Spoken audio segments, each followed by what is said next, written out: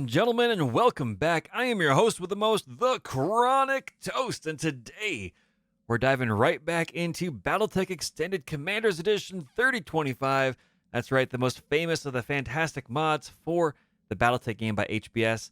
BEX3025 by Harry78 himself, the man, the myth, the legend. One of a few good, solid pillars of mods for the modding community.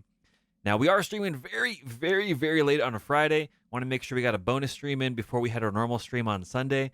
Things have been crazy. Things have been going through the ringer today. Lots of technical challenges, but we're here. We've got new lines run to the house. We've got new hardware. We've got everything resituated and reset up. And dare I say it, the stream feels, at least on this end, pretty strong from a streaming FPS standpoint and all that fun stuff. So without further ado, let's dive on in and we'll see how it goes. Got everyone here in chat, which is fantastic. If you're out there watching on YouTube, hopefully things are going well for you when you get a chance to see this here, probably less than 24 hours from when it was being recorded. If we get the chance, less than 12, it'll be going up for your viewing pleasure over there before our Sunday stream. We are the Breadbox Privateers, working for the Outworlds Alliance, doing all that fun, cool, crazy stuff. And right now, as we are playing on some of the hardest difficulty settings available, 8 pieces per mech, CT destruction on, pilot lethality enabled, we are in the system of Unity in the Draconis Combine. And the question is, it is 3052, June 10th. Where are things at? What has happened? The clans are pushing in a lot harder, a lot closer than I expected they would. Two kids right here. So we were there once already. I don't think we're going to be going back. That's kind of the general goal. We're going to try to avoid that place. I don't know that much about the lore with the clans and all that stuff coming in, but I do know that there is a series of massive battles that take place in Tukid, and we're probably not going to be ready for participating in those whenever we get the chance, but we are going to get a little bit closer, and we are going to see and do our best to see what we can get our hands on. So fingers crossed, it's not too shabby. We are trying to get back over into this region and at least get close to tangling with the clans if we aren't necessarily already able to do so. They have invaded pretty far in from the northern portion here in the galactic sector. I think down here is this? That's Outreach. What's this? There's Hades. Somewhere in here is Sol or Terra or something like that. I don't know the lore that well about it, but most of my experience has been playing through the narrative campaign down in this region and doing some different things. You'll see that some of the flashpoints have been moved around. That's just kind of the way that it's been resituated here with BEX3025 to kind of give a little bit of extra, locations and stuff like that for these to show up. One of the other cool things, too, is there are a few unique flashpoints to this mod. One of those, I believe, exists on 2Kid, which is pretty awesome. It's been tweaked and balanced for this version, and there are a few that are unique to this mod as well. But at the moment, we are where we are. 1.6 million Seables, not too shabby. Let's see what we have for some contracts, and we'll dive on in. Again, we're looking for half skull and possibly 1 skull. Missions 2 skull could be a little bit more dangerous, but that's okay. It's not the end of the world. The question is, which one do we want to go for? These don't pay very well at all, but they do have some okay salvage. This is Blackout. This is going to be a multi-tiered mission. Now, this one up here is Hot Landing. This is going to be a more standard battle, and down here is going to be a defend base mission. 2 skull, it could be potentially flexing up to a 3 skull mission in difficulty. You get that plus or minus 1 skull, and then pirates add in an extra half skull. So something to be cognizant of. The question, though, is what do we want to do? This one pays a lot, which is pretty awesome. But I don't know if it's going to be enough to get us to above our 2.5 million Seabill upper cap limit, kind of our house rule where we switch over to full salvage. So at the moment, I think what we're going to do is take Hot Landing, and then we're going to possibly dive into Unknown Cause. We'll see how it goes. We're just going to try to get a little bit of extra salvage floating through here if we can. A couple extra Seabills to cover our drop cost, and we will likely shove on out from this planet and go somewhere else. Possibly going over here. It's 23 days, Odawara. Let's see. I'm not really sure where that's at. If it's going westward, we might just jump on that. That could be worthwhile. No, it's just going immediately southeast where we already were a little bit. So we're not going to worry about that too much. One cool thing here, you can press function 1 or F1 on your keyboard, and it hides where you've been. It's basically yet another way to kind of filter through stuff, and it's unique to this mod, which is awesome. We're trying to get down through to the galactic southwest from where we are. Keeps clicking over there for that for us, but that's all right. We're trying to get in here and get some contracts done. So that is what we are going to do. Ladies and gentlemen, let's go up to hot lane and get a little bit of battle action going on, and it should be all right. We're going to leave it right here in the middle. Pick one, get 6, 100,000 C-bills, probably 120 or 130 if we get some bonus actions and opportunities. This is a half skull. It could flex to a 1.5 skull, and because pirates are involved, this could go straight to a 2 skull, which would be a little bit much for us. Potentially, we'll see how that goes. In the meantime, we're going to hit that accept button. Looks like some of our pilots are still fatigued on out from the last time around. We got a fire starter, a commando, and a locust, a missile locust as backup. But in the meantime, we have our SRM Wolverine. We've got 3 SRM 6s in there, basically whoosh, whoosh, whoosh, close and close and close. And then it gets into fisticuffs range. We've got a standard Vindicator as well as an energy-based Vindicator.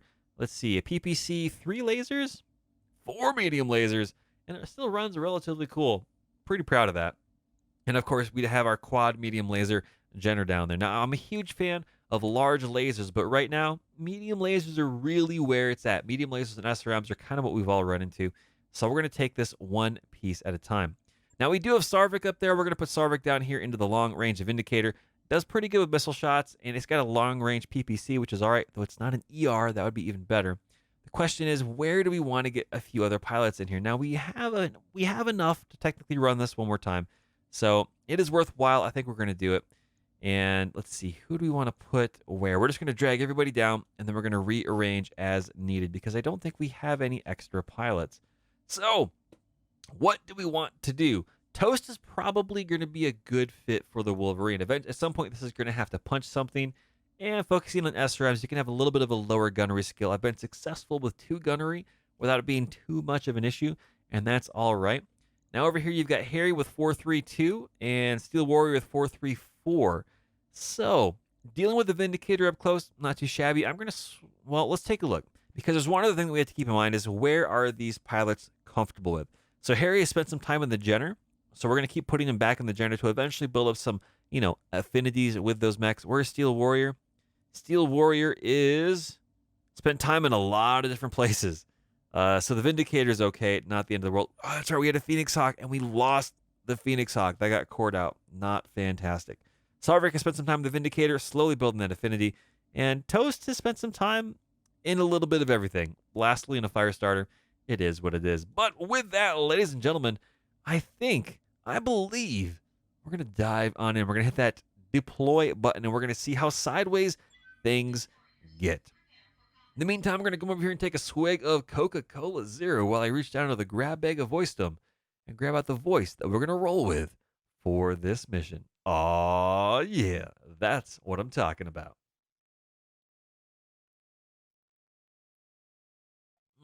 Delicious, delicious caffeination.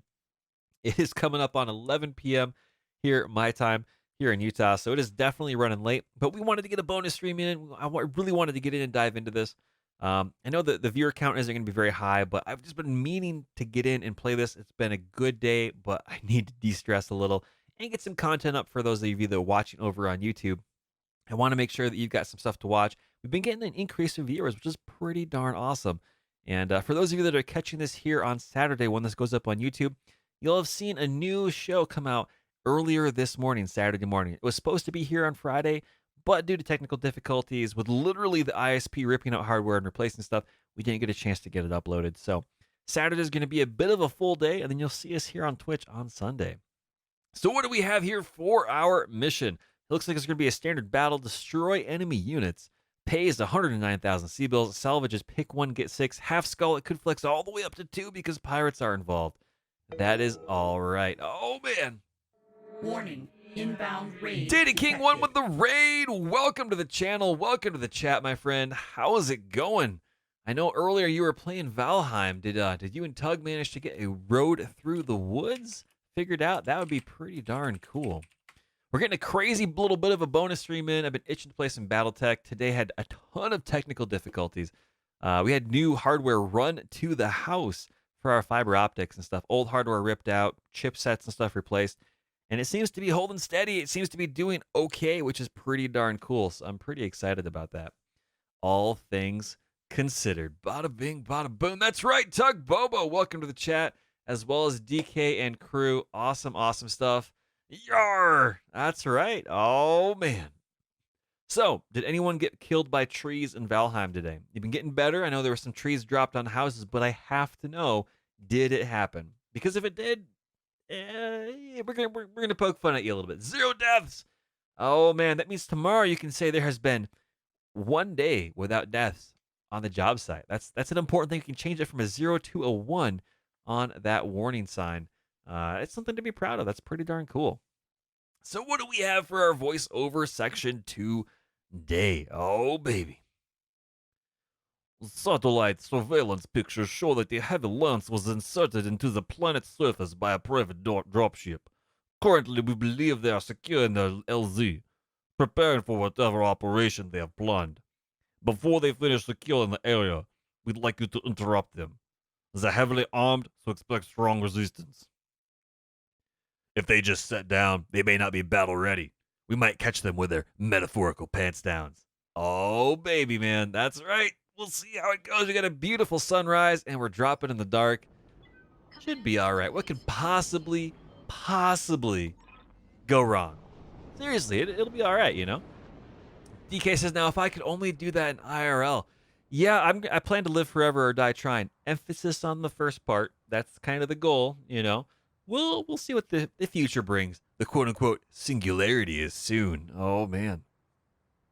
Tug says they actually got Firebird. So 0 days since last accident. Just no deaths. Well, you see, Tug, that's why you have 2 different signs, right? The one that's for 0 days since the last accident, you can just switch it over from days to hours. That way you can get a pretty impressive looking number on there, at least into the double digits, which is pretty nice. And then you just leave the deaths one for, you have single digits on the days. And it works out okay. DK says Viking Living is not OSHA approved. That's true, but it is Odin approved, and that's also a 4-letter acronym. So it should be fine. I'm sure it'll be fine. It's all right. It's all right. There's nothing wrong with it. Tug says, oh, and a troll hit me with a with a bat the next day. Oh, Tug, you're killing me, man. You're killing me. What do we have here at our mission today? Darius, what do we have? This is where the satellite pictures showed the hostile lands touching down. Move up, make contact. Let's see what we're dealing with. Expect serious resistance. Darius, you didn't say anything about serious resistance. Oh boy. Okay.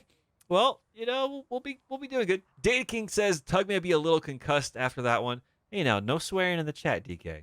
It's all right. You don't have to use those words, that language around here. It's okay.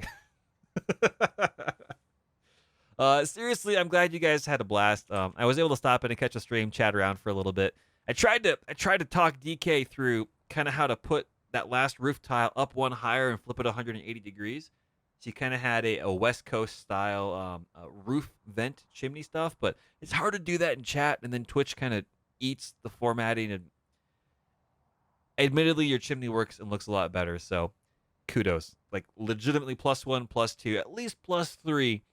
+4 doesn't exist, at least in D&D, so we're going to leave it capped at +3. I'm sure it'll be fun. But what do we have going on here? We are kind of in a backed-in corner, not really that far. We are going to be moving forward and fighting some people down here in this region, which is pretty cool. So we just got to get up there and see what we're dealing with. Enemy units, and hopefully there is not a pile of reinforcements, because that would be a huge bummer. That would be a little bit of an issue all day, every day. But we immediately are making contact up here. The question is, what are we handling and dealing with? We have pick one, get 6 salvage, and it looks like there's 2 vehicles. So maybe we'll get some weapons, and hopefully we can keep our pilots and our mechs in one piece.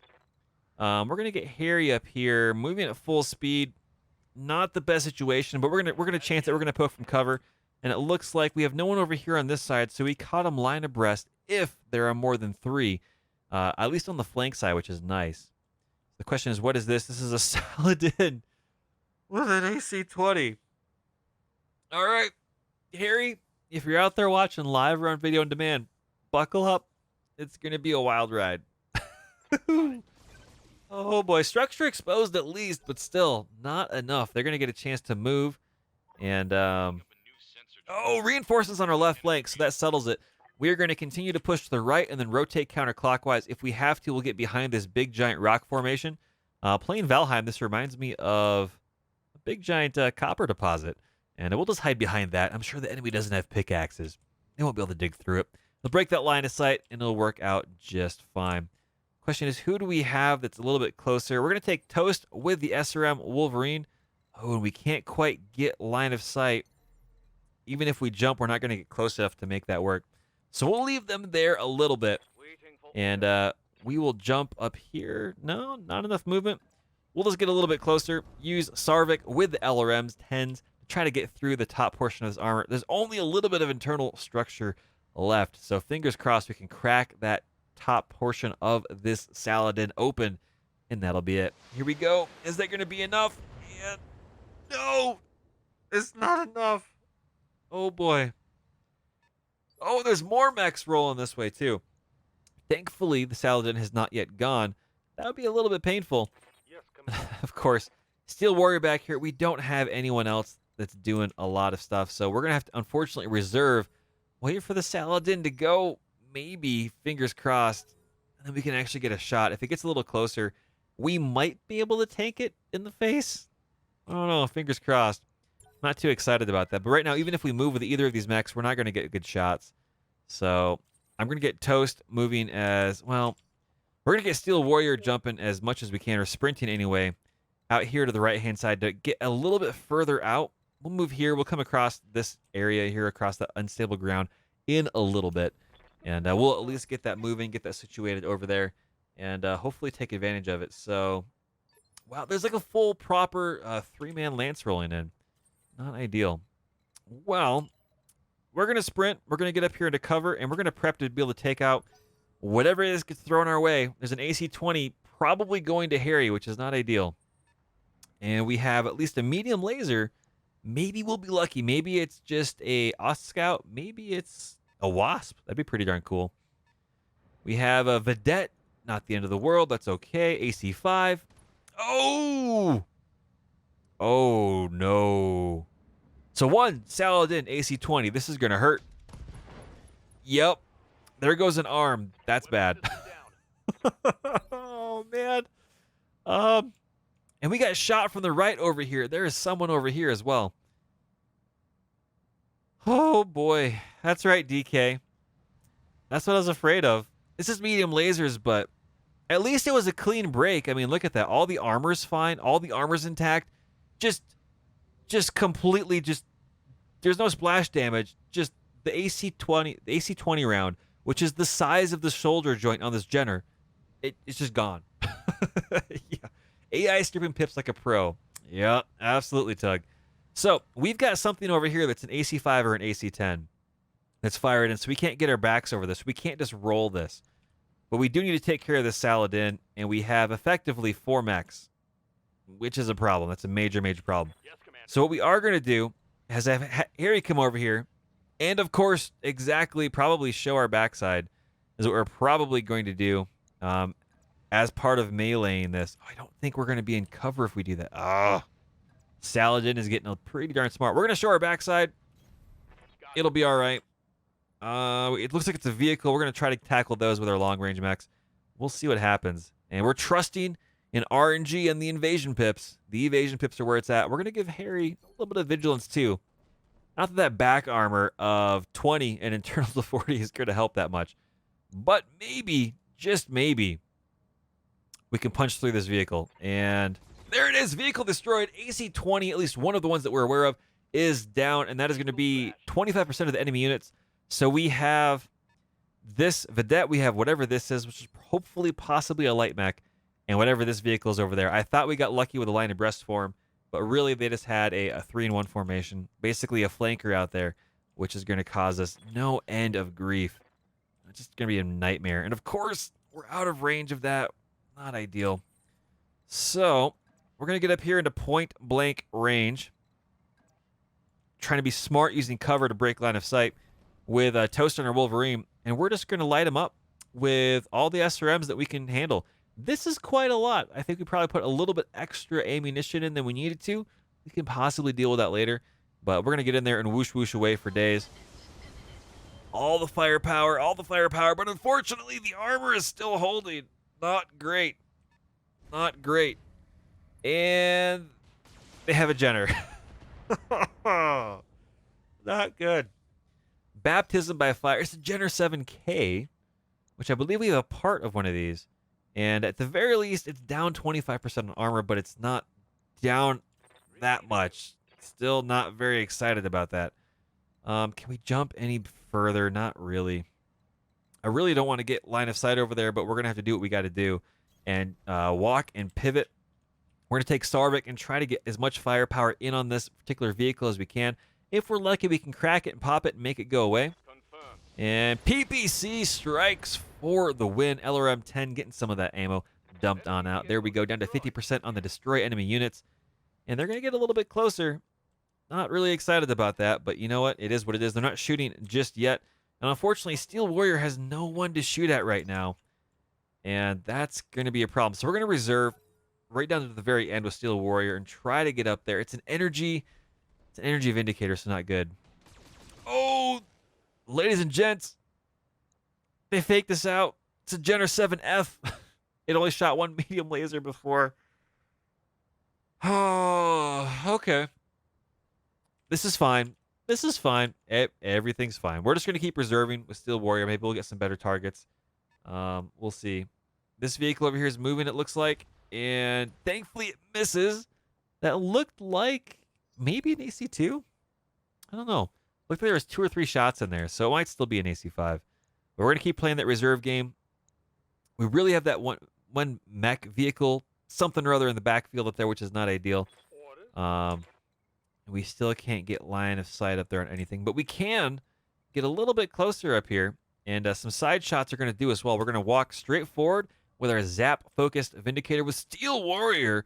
If you get a chance, Steel Warrior is out there on here on Twitch. Hasn't streamed that much recently, but is the individual that does a lot of 3D printing for Atlases and large, officially licensed BattleTech models, which is pretty darn cool. Oh, look at that. 28-15%. Ugh. We're going to take the shots, but that's not ideal. And yeah, we hit with nothing. No surprise there. Not that great. Not great at all. Now, Harry, we could move up here and get a little bit closer. Or we could just move straight back towards this target. And I think that's what we're going to do. Being cognizant of the fact that we have limited firing arcs there, which is all right. It's a Scorpion, so it's an AC-5 with a machine gun. We're going to slowly just harass this thing. We're going to let Harry kind of get in here and chew on this for a little bit.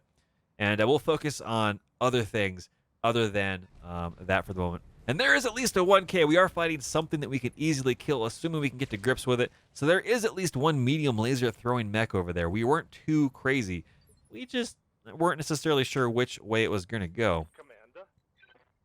Now we are going to move up here and get cover just a little bit more and kind of pick and choose what we're dealing with. So there's that 7K. There's that 7F. Not really the best. The PPC is not going to hit that well. It's all right. 38 and 43 versus 38 and 43 and 38 on the PPC as well. So we're going to get that shot going into the Jenner. Now they are in cover. So they... Oh, man.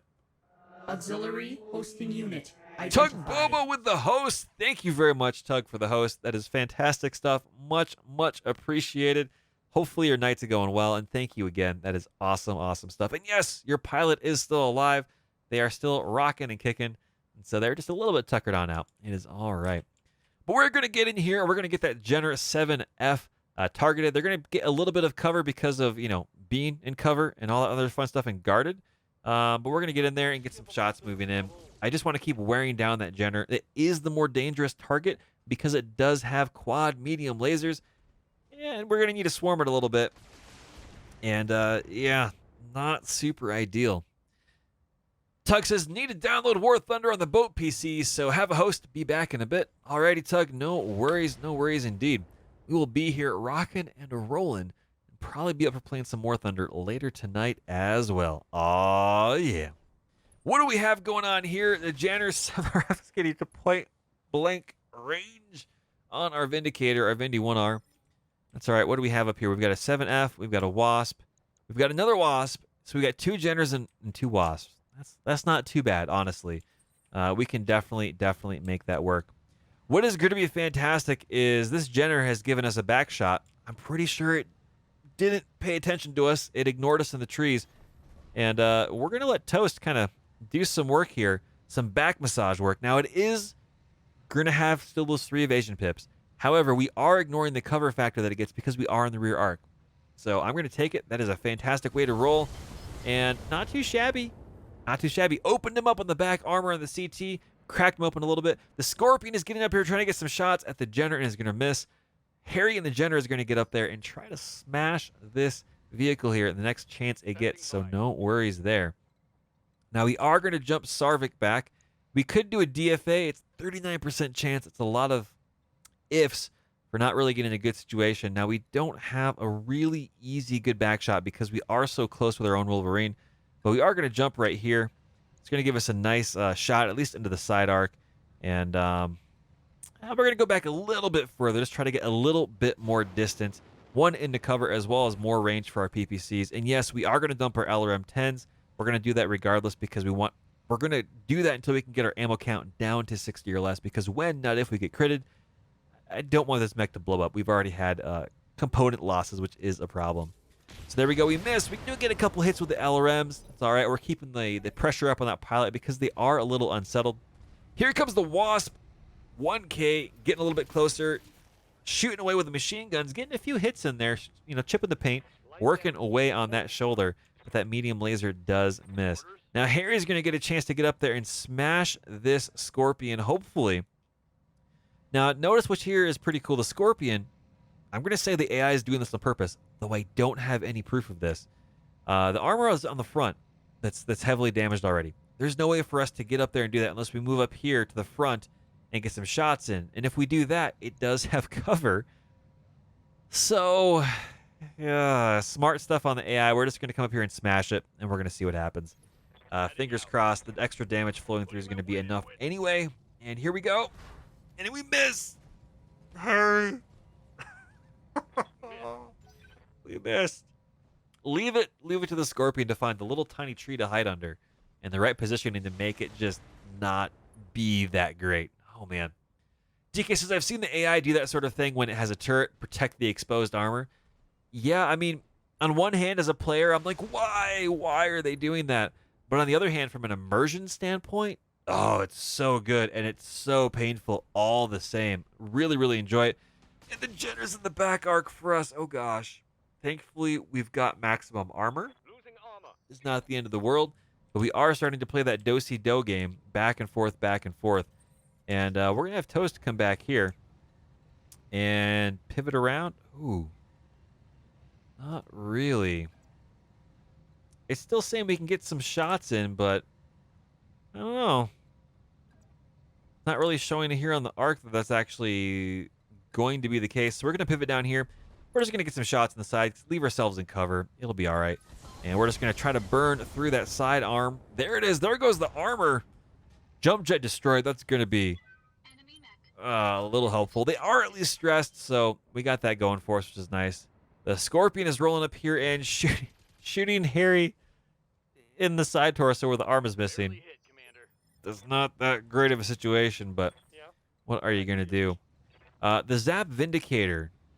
Ooh. Oh, yeah, there we go. Getting to the back arc. That's what I'm talking about. So we're going to use a Persistent Strike. We're going to put everything into the backside, and we are going to overheat. That's all right. Fingers crossed. Steel Warrior, find that big red override button and push it because it's going to hurt if you shut down.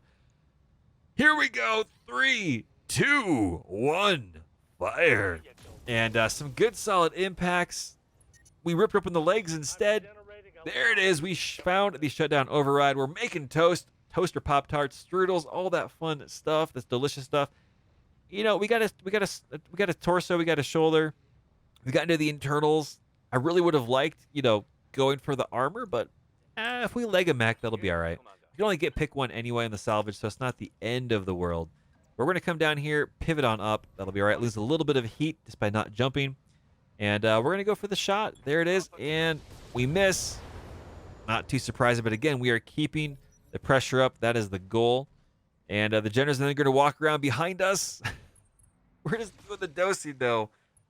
Not a huge fan of that particular AI tactic, but we are the ones that closed into combat range, and it does make sense, right? Going for the easy hits. Craig0077 joining the chat. Hello and welcome, Craig. Oh, man. Hopefully your evening is going well, or morning, depending where you are. We're doing a late night bonus stream, having a lot of fun doing it in the process, as one does. Now, Harry, we need to step on this tank. Like, that's important here. Or we can just come up and shoot it in the face.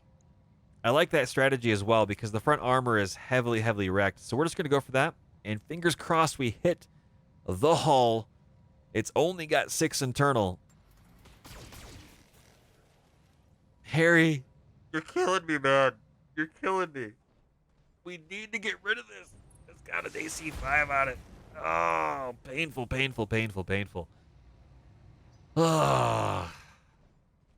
You missed it earlier, Craig. We ran into a Saladin with an AC-20 that just in one shot took the entire side of Harry's Jenner, just gone. Craig says, yes, it's surprising when I got the notification. Well, every now and then you think you're just hanging out alone in the kitchen, you're making dinner, you're making some snacks, and all of a sudden the toaster just goes ka-chunk, and up pops some amazing Pop-Tarts ready to roll. You don't even own Pop-Tarts, but they're there, and they're raspberry blue, and they're nice and warm, and they're toasty. And it begs the question, do you eat the Pop-Tart or not? The answer is always definitely yes, because if that's what is haunting your toaster is a Pop-Tart machine, that's fantastic. 1 + 2 = fish. It's the way the world works. Oh, baby. We're going to get toast up here, and I guess we're going to try to do the back armor. Again, we're just going to keep playing the do-si-do game. We're just going to keep going down that road until everything falls off this Jenner. There it is. There goes an arm and a torso. At least we got a pilot injury, and they're gone, punching on out. They are out of it. They don't want anything to do with that. And now we're left with a... we're left with the Scorpion, 2 Wasps, and another Jenner, which is not fantastic. So, Crick says, I was sleeping and something woke me up and said, check your iPhone. TheChronicToast is streaming on Twitch, baby. Oh, yeah. That's right. No one brings in a Saturday from a Friday quite like TheChronicToast. Your mileage may vary. Well, with that being the case, where are we at? We're way over here. Can we still get in the back arc of this Jenner? We can. So we're going to do it. Why not? We're going to keep getting some shots, and we're going to keep giving some opportunities. And Steel Warrior, again, find that red override button one more time, baby, because we're going to see if we can't make some bread and make some stuff happen. You went for the back shot. We got the legs. Can we finish the deal? Here it is. Oh, man, we have a big solid impact. Left arm destroyed. Not too shabby. And do we find the override button? Yes. Yes, we do. Oh, yeah. That's what I'm talking about. Steel Warrior making some toast. And there goes the Scorpion. Getting some more shots in on our Jenner. Harry just needs to get one last shot in on that, and that would be all that's needed. But in the meantime, we're just going to send Sarvik over here, and we're going to shoot it because I don't have time to deal with this. There we go. Sarvik with the big PPC blast. Oh, yeah, particle projection cannon to the face of the Scorpion. And just like that, we're only dealing with the reinforcements, 2 Wasps and a Jenner. I think that's something we can possibly handle. We can possibly make that work all day, every day. Oh, man. DK says, someday Yang is going to convince Chronic that structure does not equal extra heat sinks. But today is not that day, DK. Structure is there to act as the sponge of poor decisions, right? You've got enough heat sinks. You've got a little bit more. You've got that extra range there. The more structure you have, the more heat you can soak. Seems like it's science to me. It's one and done deal. I like it. I like it a lot. See right here? This is all you can handle. And then there's just heat sink land right here. That's all that is. That's your internal structure saying, hey, baby, I could pack a little more heat in there. Oh, yeah.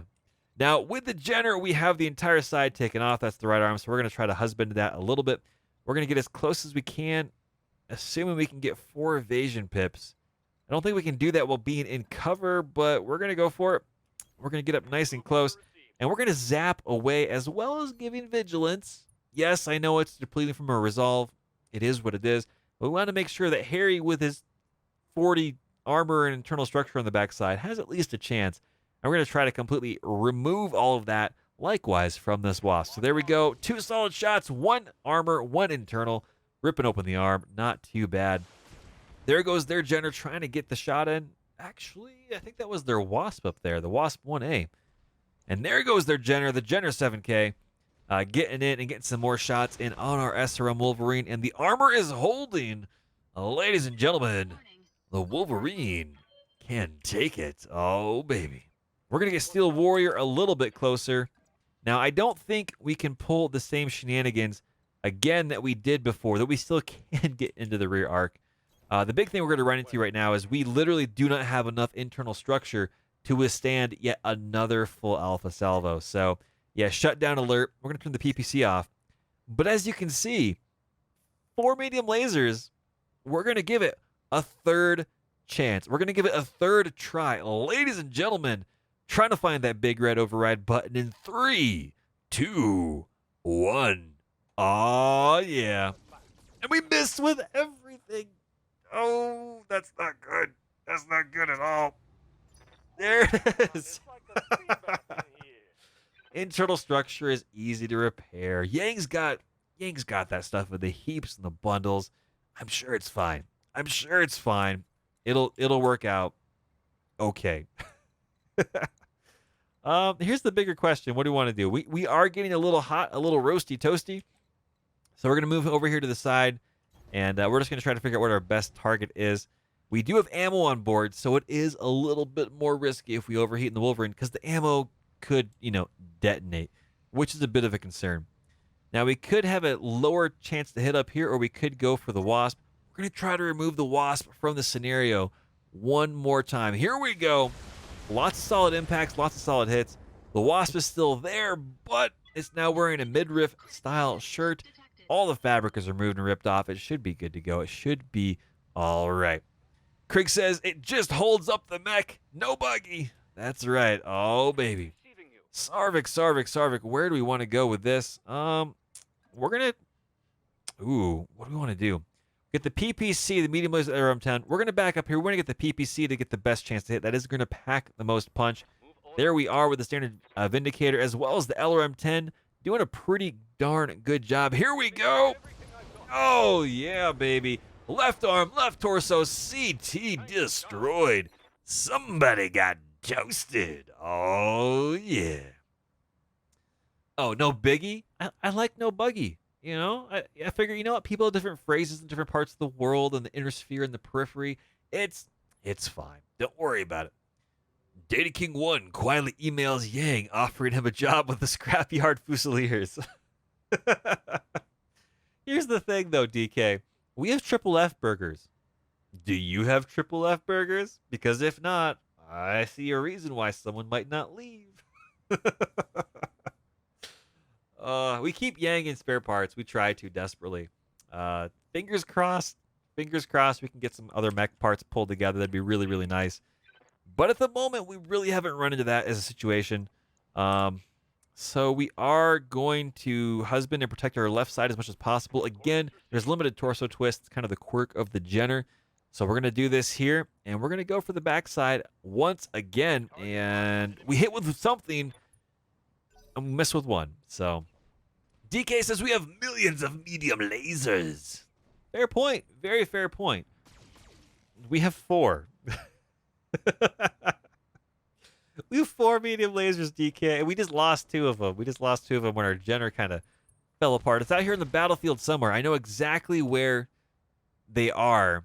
I just don't know if they're in one piece or melted or warped. We could possibly sell them as scrap armor if we hang on to them, well enough, and become famous enough that we could autograph them with that white Sharpie and then just kind of send it out there to the fans. And this trading card has 1/4 of a square inch of so-and-so's jersey or battle mech or whatever, as they still do in some trading cards, which is really cool, by the way. But still, it is what it is. Now, Steel Warrior has an opportunity here, has a really good opportunity here to hopefully make this work. We're going to back up a little bit, and we're going to do it again. 4th time's the charm, ladies and gentlemen. We're going to try to hit with the PPC, turn off the one medium laser that has a low chance to hit because of where it's mounted. 4 times in a row. Can we make this work? Oh, yeah, look at that. Look at that internal structure right there. It's only down a few points. There's no harm. There's no foul. But if this goes well, oh, man. Trying to be a hero in 3, 2, 1. Oh, here we go. We missed with a PPC, but we do get the left torso destroyed. Can we find that big red override button for a 4th time in a row? And the answer is yes, we can. Steel Warrior continuing to make product for the bakery back on the Argo. Doing the deed, making it work. I love it. I love it. I love it so much. Now, Toast is really, really roasty toasty this time, so we're going to get up here and just smash and dash and grab something. We don't have any support weapons, but we will lose heat. That is going to be beneficial. There it is. Left arm destroyed, structure exposed. And I'm starting to realize we have a little bit too much ammo on board this Wolverine for those SRM6s. We're going to probably remove out 1 ton of ammo. Free it up for either more armor or another laser. That'd be pretty darn cool. Definitely not heat sinks. We do not need to worry about those. But at the moment, at the time that we have right here, the question is which way do we want to go to make this work? Now, the front of this Jenner is in really, really good shape. This Wasp, not so much. So 68, 68, and 20. And not too shabby, but, you know, we're going to give the shot up here on the Jenner. Maybe we can get some luckiness of shots. Words are hard here on the legs. So fingers crossed. We missed, but we do get some LRMs in there. And they are finally panicked, but they have not bailed just yet.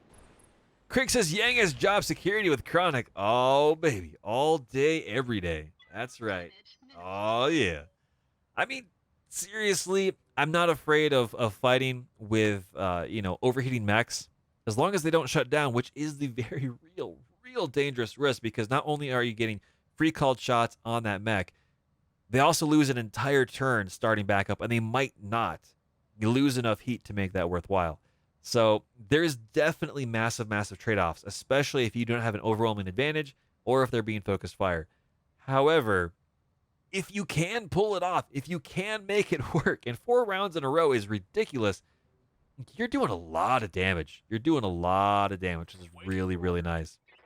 Now, we're going to try to get on the backside here again and shoot in the rear of this Jetter. There's nothing left to this thing at all, but we're going to go for it. And is it enough? Jump jet destroy, that's it. Solid connection. Yeah, and they bailed on that. Ridiculous. They don't like our internal heatsink shenanigans either. That's all right. DK says Yang has job security with anyone who has had to deal with the bozo you get in MechWarrior 5. So here's an idea, DK. And I don't know if anyone's done it. In fact, I doubt they have, but maybe someone's trying, right?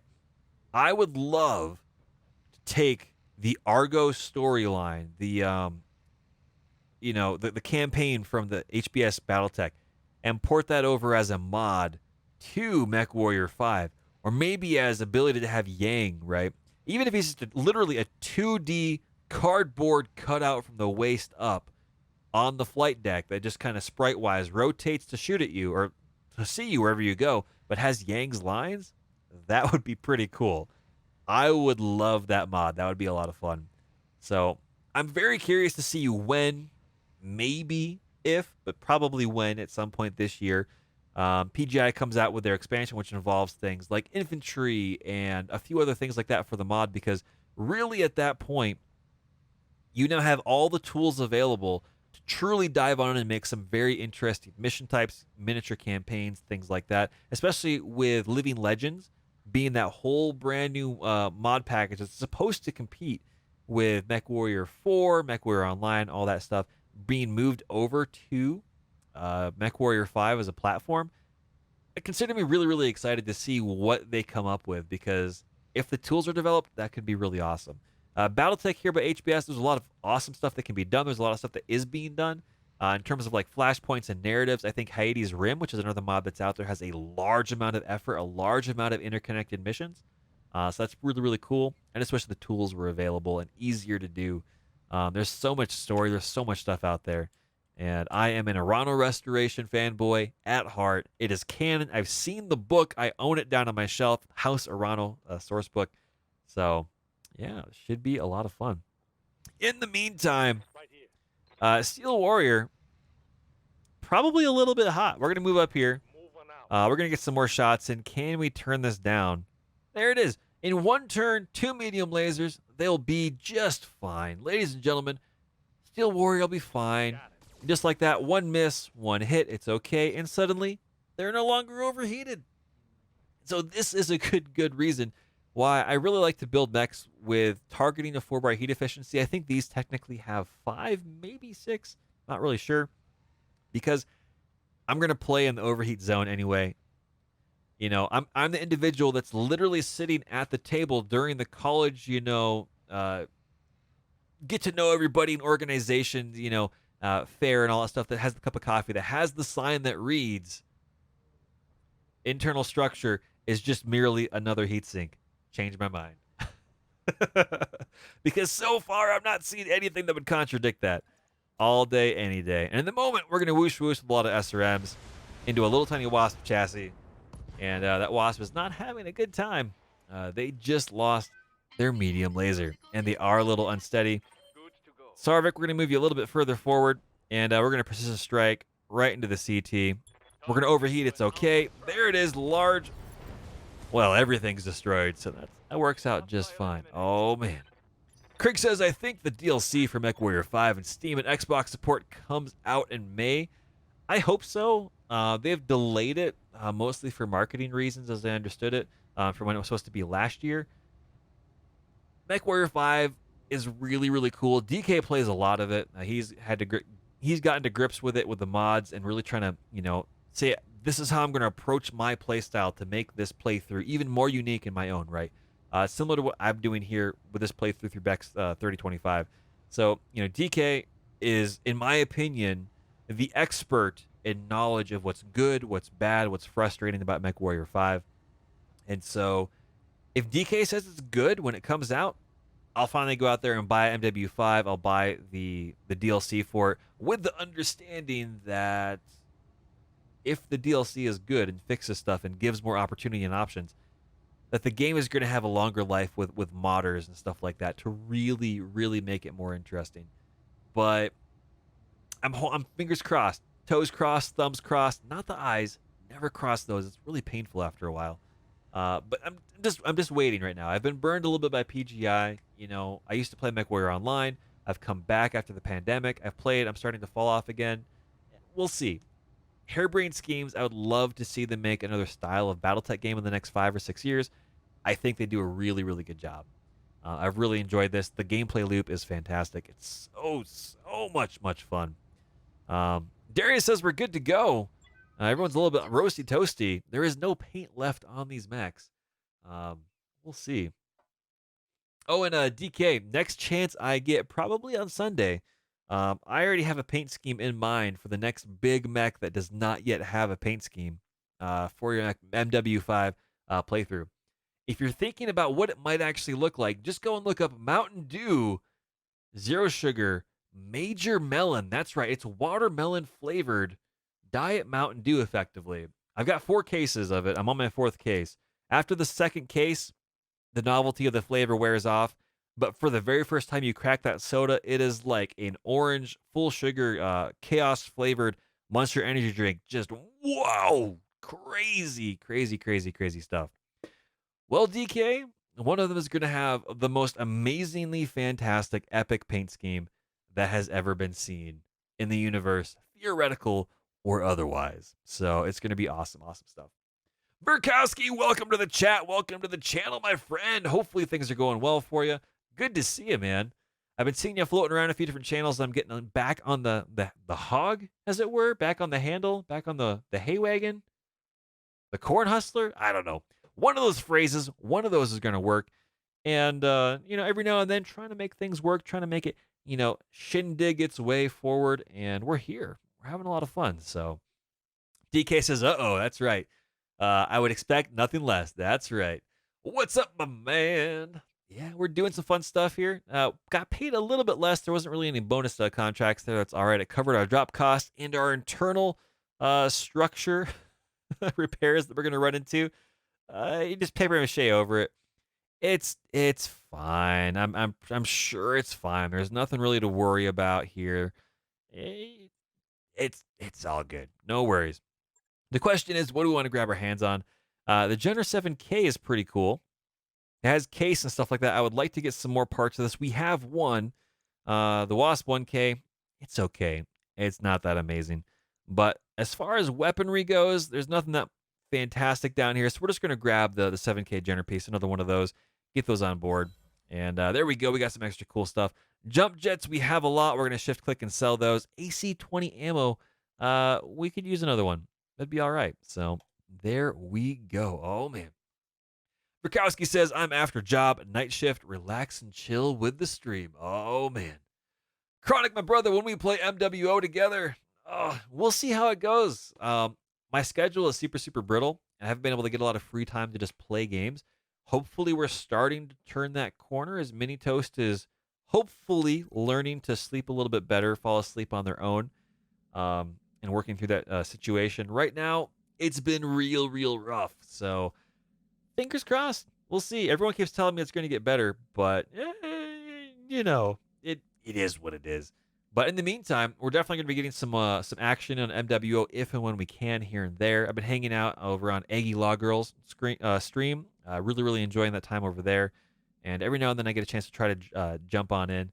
But we're going to be doing a little bit of War Thunder action. I'm not going to be streaming War Thunder, but I will be playing on Tug's stream. I think he talked about Thursday next week, I believe, possibly trying to do that. We'll see. It might be a little bit later than that.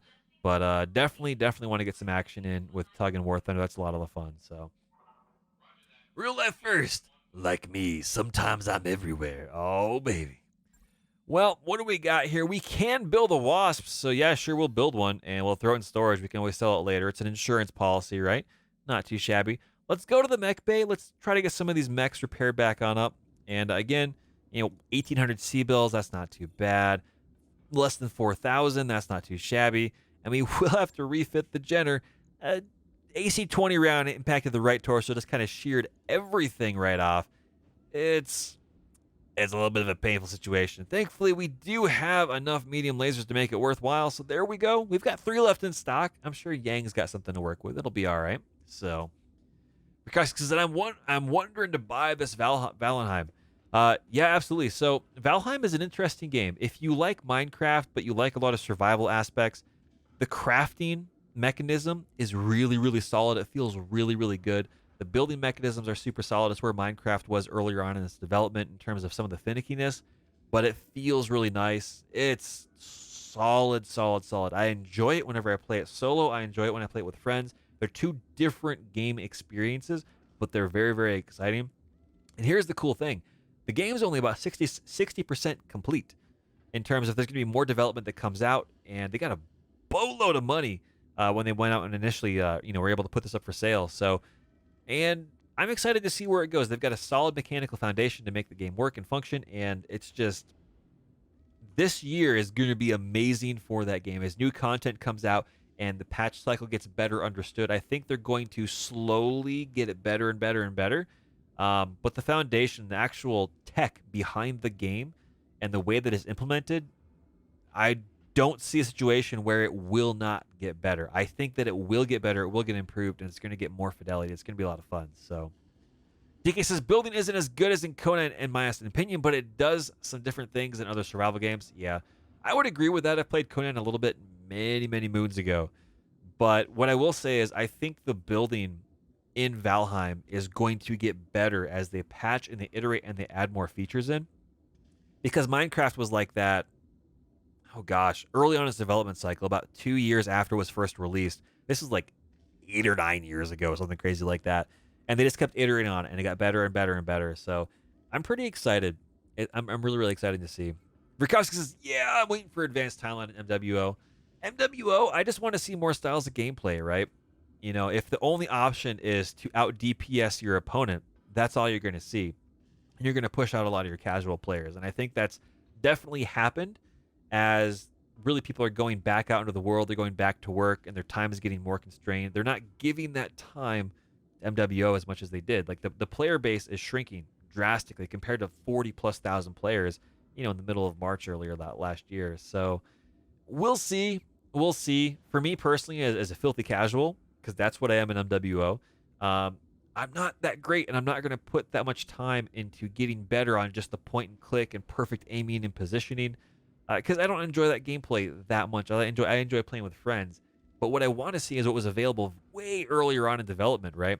Which is I want to be able to flank. I want to be able to go after capture points. I want to try to kite the enemy, get them turned around so my friends can shoot him in the back. I want to get spotting damage. I want to get extra ways to earn points in advance and help my team and have it be something that pays off.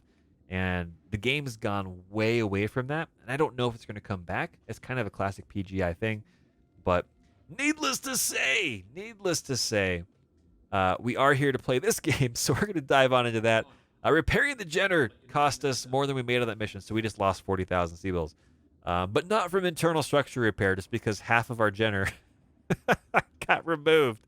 So it's not that fantastic. So Rickarski says, but I have a lot of fails from MWO. MWO is a lot of fun. With the right people, it's a lot of fun. I'm excited to see Tug jump into War Thunder a little bit, because in many ways, it is more soul-crushing in single player when you're new to the game, because you're up against a lot of skill. You're up against a lot of mechanisms and mechanics that are really just hard to get up to speed on. However, when you play it with friends, because at any one time there's 100,000 people playing across all of the launchers for like ground forces and stuff, with friends, all of that is mitigated, right? If your friend suddenly blows up, you and your other friend that are with them in the same squad can say, I saw where that shell came from, and you can go and counter shoot, you can counter battery, you can go in and there's a lot of good gameplay mechanisms when you're in squads in War Thunder that you just don't see in MWO. You used to, but it's just not there anymore. So I'm really excited about it. It's a lot of fun. I really, really have a good experience with War Thunder playing with squads as a casual player. I've just got thousands of hours in the game at this point just because I've played it for so long. But I don't really excel at it too much. I just, bump around the lower tiers and have fun. Absolutely. I played IL-2 Sturmovik on old joystick. Yeah, it's a lot of fun. Well, ladies and gentlemen, we've got a Wolverine, we've got a Firestarter, we've got a Commando down here, Jack of all trades, small, medium, and large laser. And of course, we have the Locust 1M. We're not dealing with the melee Locust. This is the Dream Locust.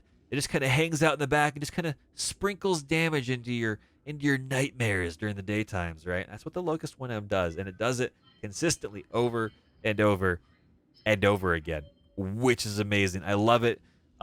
Whenever I have a chance to get submissions and the AI has one or two of these as allies, it's good stuff. These things just slowly scrape away paint until there's nothing left. That being said, we're going to go in here for a contract. This will probably be our last contract for tonight. However, it is Blackout, so this is going to be a longer mission. So this is going to be a multi-piece here. It's 200,000 C-bills. Max salvage is pick 4, get 16. Where we're at right now, we're going to leave it right down in the smack dab in the middle. It's all right. And it looks like, I don't know who this is against. It is for the Draconis Combine. So this is a half skull. It could flex to a 1.5 skull. We'll leave it here in the middle. Pick 2, get 100. Not too shabby. Pirates. So this could be a 2-skull mission. We'll see what happens. If it is a 2-skull mission, it's not going to work out that well. That being said, we do need to get ourselves some pilots back into the action here because we are a little bit fatigued on out. So what we will do is see if we can't get some pilots here. It looks like we're going to get Tank Hair, Data King 1, Served Cold, and Steel Warrior possibly back. We're going to put some time back on the clock, and we'll see how it goes. DK says, got to call it a night. Enjoy the rest of the stream, buddy. We'll catch you later. All right, man. DK, thank you very, very much for stopping on by. It's been an absolute blast. It's been a pleasure to have you here, as well as your stream earlier. Thank you very much for bringing your crew over here to the channel tonight for our bonus stream. I really, really, really appreciate it very, very much. So there we go. Ladies and gentlemen, we have a bit more pilots back into the action, so we're going to dive back in. We're going to try to do this again. I see that some of these missions have flipped. Interesting. We still have our Blackout mission, though, so we're still going to do that. That'll be all right. We're going to dive on in here, pick 2, get 8. It'll be all right. We're going to try to make this work. We're going to try to make this work with some of the mechs that we had before. Now, this is not necessarily the smartest thing to do, but we're going to try it out. We're going to see what happens, and we'll go from there. So we have DK in here somewhere. We got Krieg 0077. Oh, baby. We got Tug Bobo as well. The question is, who do we want to bring in for the fourth individual? I think it's going to be Served Cold. They were floating around as well. Now, the question is, where are they at? So Served Cold is in a Vindicator. We're actually not going to break that up too much, I don't think. We're going to put Tug Bobo over into the Fire Starter. They're pretty used to that. Krieg 0077 is usually in the Wolverine recently, so we'll put him back over there with all that sensor lock action. Now, again, we have a lot of extra ammo. It's going to pay off this time around because it's going to be a longer mission. But we do need to pull a ton of ammo. We have 300 rounds, and it's only SRM-18, so fingers crossed. Verkowski, oh yeah, my second brother from another mother. Yep, Killer Squad. So the question is, who do we want to put in the Locust? Who is new around here that we haven't seen too much? So, Jenner, Locust, Steel Warrior, Vindicators, Served Cold, Sarvik. You know what? We'll throw someone in there. The Jenner has gotten pretty well skilled up here. Sure. We'll throw Steel Warrior one more time down here into the Locust. It'll be fun. So with that, ladies and gents, we're going to dive on in and see what happens. Initiative 4 across the board because Wolverines. And I'm going to take a swig of delicious, delicious soda. Going to reach down to the grab bag of Oystum, and we're going to see what we get. I hope it's not too bad. I hope it's not too horrible. We'll see. If this is a 2-skull mission, we are hosed. But if it's not, it's going to be a lot of fun. Oh, delicious, delicious caffeination. It's not good for your teeth. It's not good for your throat. But golly gee whiz, does it make your heart kick a little bit harder. Baby, baby, baby. I think we got a good voice selected as well. Oh, yeah. So how's everybody's evening going? Hopefully it's going great. We're sitting here doing our last mission for the night in BattleTech. I'm really excited about that. Investigate the biolab. That's right. We are going to go get ourselves some Pop-Tart prototypes. I love it. Blackout, 109,000 Seabills. Pick 2, get 8. Half skull difficulty. It could flex to 1.5 skull and then another half skull because it is a pirate mission. And we will see how it goes.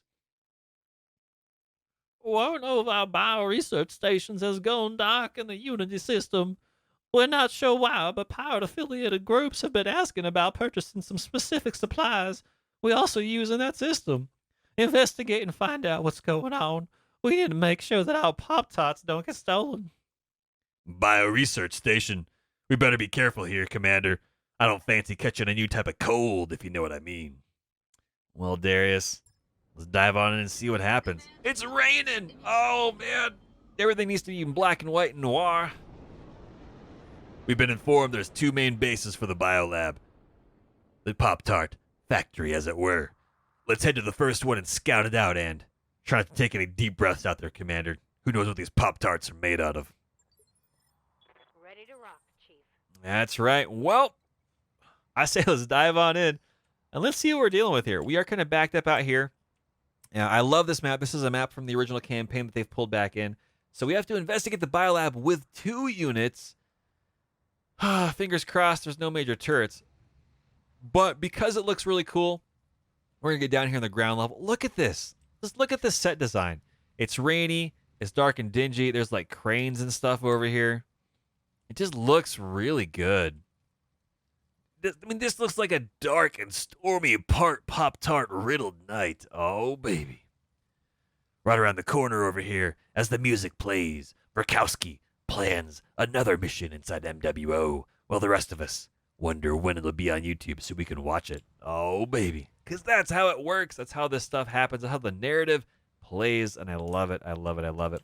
So we're just going to go straight forward a little bit. Really, there's better ways to make this work. Oh, and there's a turret. Not great. Not great. So What do you need? we're going to go up this side. Turrets make me scared when we have a lot of lights in here, so hopefully Hopefully it's not bad, but I have very, very, very many concerns if there's already turrets here.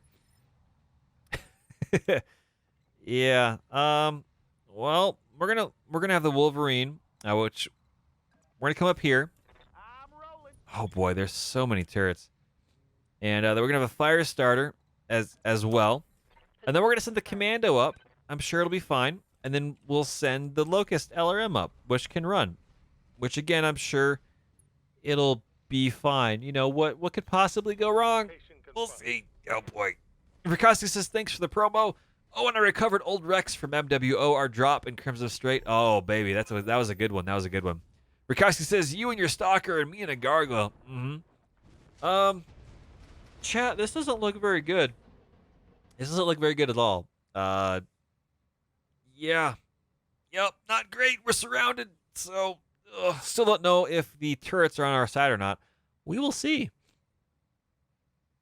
We knew your damned experiments here would ruin us, Carrington. Now you'll release that virus and kill us all. It's a weird name for a Pop-Tart. At least we'll take you with us first. Huh? Virus.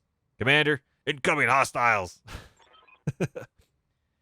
Detected unknown force. Virus detected. Activating device network. That's not good. Yes! Oh, baby, baby, baby. Oh, thank goodness. Oh, man, thank Correa Rama and all those names and people and places and things. For House Arana, whatever.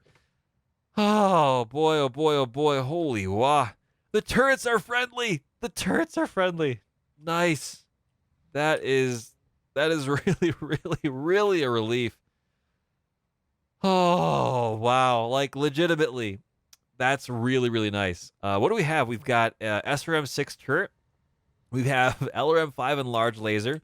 We know this is an LRM-5 and large laser, and there's supposed to be another one. There's supposed to be 4 of these turrets. 1, 2, 3, 4 up here. What is this one? This one is SRM-2 and a PPC. So these are a bit of a mix, right? These are all long range, short range. So you're not going to get the best firing arc, but you're going to have something that can fire on everybody. So here it is. We have an ambush and lance. What are we up against? They're dropping real close. We have a Thorn, THE full armor, SRM-4, 2 medium lasers, and decent enough armor, but nothing super crazy. We just got to keep an eye on that because this is a little bit deadly. There's that one. Where's the other part? We have one over here. Locust 1V. Again, since we're playing on simulation mode, the armor values are a lot closer to tabletop. So our rear armor, if this Locust gets behind us, it will remove the armor and most of the internal structure. And with the machine guns doing crit damage, these are deadly, deadly mechs to get behind you. So we have to keep an eye on that for sure. The next thing is up here. Is it just the 2? No, there's a third one over here. A Wasp 1K. Okay. I think it's just that.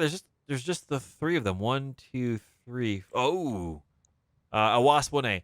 So, ladies and gentlemen, I think we're going to do okay, especially with turrets on our side. I think it'll work all right.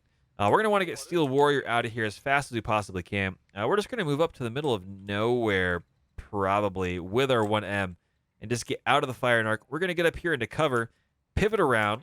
There it is. And I get the whoosh whoosh noise machine rolling on this Wasp from our Locust. Oh, look at that. This is so good. This is so good. The Thorn can shoot and fire or sprint and fire. Oh. That's really, really cool, Craig. I'm going to have to get my hands on one of those. I think I've got parts for one somewhere. It's a really goofy mech, and this one in pirate livery looks really, really cool. I mean, seriously, you've got a little like wrist-mounted lasery thingy, and then you got some whoosh-whoosh noise makers up there. Rocket Locusts, yeah. SRM on this is a lot of fun as well. It's just the survivability is a little bit less. We have a lot of firepower we can put into that, and it'll make it work, so... Now, this being said, we're going to move up here, and at we could do point-blank range. I'm afraid it's going to get behind us. So we're going to back up just a little bit, get on over here, and we're going to get in here and do some damage. A large laser, medium laser, and a small laser. Oh, baby. And there it is. Boom! Left torso, left arm destroyed. That's going to be a bad, bad day. Craig says, has a quirk for it. The SLDF1 is decent. Yeah.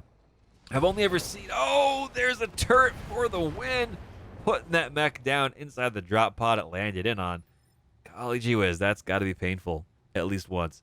Yeah, the SLDF versions are cool. I've only ever seen the non-SLDF versions, so I don't know if those still have the quirk. My guess is they don't, but I haven't run into them. So Rikoski says, rocket's going to whoosh and AMS going to burp. That's right. Everybody loves an A10 in a can on your shoulder for AMS. I love it. It's always a lot of fun. Now up here, we've got some other options to do. We've got a fire starter, which we're going to mind the camera action a little bit. We're going to get up here and use that fire starter. It's our own private headhunter variant, just a little bit. Lots of machine guns for those crit seeking opportunities. And here on the back armor, it's not good. So we're going to get a lot of options. And each medium laser does 25 damage. It's only got 25 internal and 15 armor. Fingers crossed. Here we go. Tug Bobo with the noisemakers. Gonna make someone cry. There it is. There it is. There it is. Doing some damage. Unsettled. And down to 22 and 3 on the torso over there. Not too shabby. And last but not least is Krig 0077 in the Wolverine.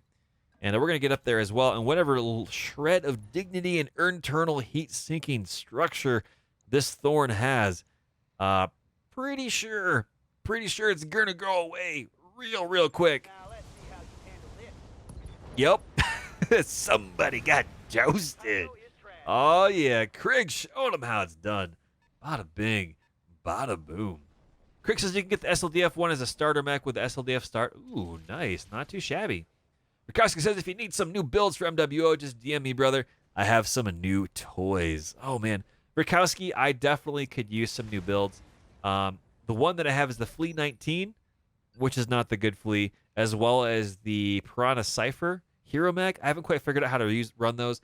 I've run them long range, short range, Care Bear style, where it's just a big giant center mounted weapon. I could really use some theories on that. Same thing with the Quarantine Wolverine. I've run a couple different things with them, but I need something a little bit better. I've also been trying to get my hands on some of the worst rated mechs so I can try to make them better. We'll see how that goes. I think I've got my hands on a Zeus right now, and it's the worst variant. So I think it's the 5S. I don't know. Needless to say, I could use some help because they look hilarious. They die really quickly, and they're a lot of fun to play with friends. The team doesn't think so, though. So, we'll see. But in the meantime, we are kicking butt. There's only 2 of these left, which is not too shabby. There's one up here, one over there. And so we're going to send Steel Warrior full speed running away just to keep on flanking. That's what's really cool about the Locust. You can move on the run and just continue to whoosh whoosh for days. Now, 43% over there is a better chance to hit on the enemy Locust 1v. We're going to show them what an inferior Locust, because this doesn't have the Melee Locust title. We're going to show them how that works. So here it is. Whooshing for days, bada bing, bada boom. And that's the cool thing about the Locust 1M. You load it up full of ammo, and while on its own it can't just, remove components and stuff, it will sandblast evasion pips away, slowly strip away armor. And if you get internals, you get the chance to just pop stuff with critical hits every time a missile hits. And that's 10 chances, especially late game. That's really, really, really nice. So Rikoski says they have an ECM Stalker. Oh, golly gee whiz. And a tanky crab with 2 AMS. Nice. Nice. DK, we're going to send DK a little bit closer, getting that action with the Commando 1B, 45-45, and up to a 60. Well, we're gonna get some evasion pips stripped up here on this Wasp. We're going to make it count. And, or not, we're going to hit the dirt and shoot wide, but we got a pip removed. So it's not the end of the world. But we will get Tug moving a little bit closer up here, continuing to work over this Wasp 1A. Daka for days, making the pips go away. And Krig 0077 is going to bring up the rear with a lot of SRM6s, making a lot of fantastic whoosh whoosh noises. And yes, we're going to go for the leg. Why not? All the SRMs rolling and trolling on in. Oh, we got a head hit as well. Oh, baby. The 1V is coming up because we're going to try to get on our side. That's okay. As long as it doesn't get through our back arc, we'll be all right. In this situation, we would normally have to back off because I do not need a Locust getting behind us. That would be very, very bad news, especially for that fire starter with that rear armor and internals just getting ripped to shreds. Thankfully, we've got a lot of friendly allies up here. Evasion pips are stripped. Everything is taken care of, and we got a lot of firepower rolling on in, which is really nice. So That gunner is panicked. I don't think they quite expected the turrets to turn on him, and there it is, a point-blank range PPC shot. Oh, baby, and they're done. They're bailing on out. They're going to go get that virus in the stratosphere. And by virus, I mean Pop-Tarts. Limited edition. I'm guessing they're not a fan, but hey, who knows? It is what it is. And last but not least, Steel Warrior. We're just going to slowly back up just a little bit here on the road and turn around and go, hey, who wants some LRMs? Bada big, bada boom. Continue to do some more damage, just peppering away. It's fine. Sometimes you just got to tenderize your Locust a little bit before, you get in there for that big final last meal. But here we go with Data King and the Commando. And we hit with the small and the medium, not too shabby. And again, fully armored Locusts, they're not too bad. But this pilot decided not to move. And you're standing next to Tug Bobo. It was a melee bot. Move order received. Oh boy. Yep, that's what happens. That's what happens. You get yourself a Tug Hug rolling on in. And Craig, we're just going to have you pivot just a little bit and get some firepower going in up here on this Locust. Let it rip, let it ride. Bada bing, bada boom. There we go. And our allies are now going to get some shots. And there's not much armor left on this Locust. And so if they can crack it open with a good solid hit, it's going to be really beneficial. But the missiles did miss, unfortunately. Point blank turn. There we go. Oh, yeah. Solid hit. It's only got a medium laser left. The pilot is injured. They are finally unsettled. We have one last turret. Will it be enough? Nope. Nope. Definitely not enough. That's a bummer. We're going to have DK come up here and try to do some punch and dash operations. So there we go with the Commando getting that big giant missile fist or a kick. There it is, internal small laser rolling on in. Boom! DK gets the kill. I love it. A pirate attack? Virus? What the hell's going on here? Let's get over this fast. We're here to grab some Pop-Tarts. I hear you. I hear you, Darius. Holy wah. Good stuff. And just like that, chat, now we need to go over here to the Biolab Complex, a.k.a. the Pop-Tart Factory. And I think we're just going to come down the right-hand side. We're just going to roll over that way. I think that'll be the quickest way.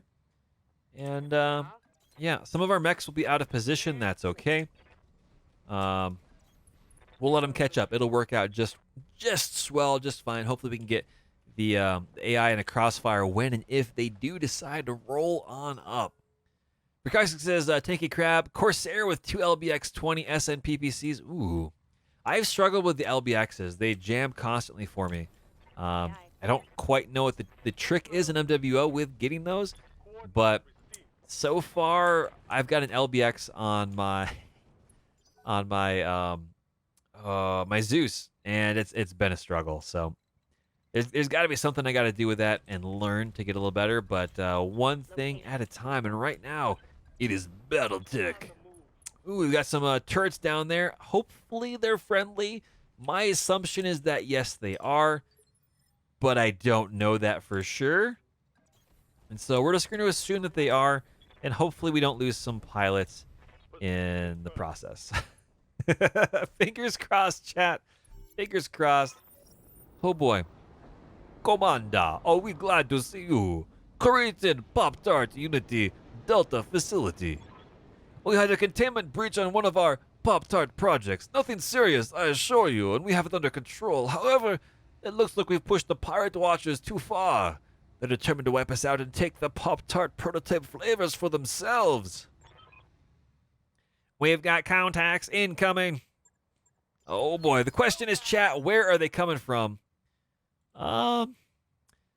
They're usually trying to think.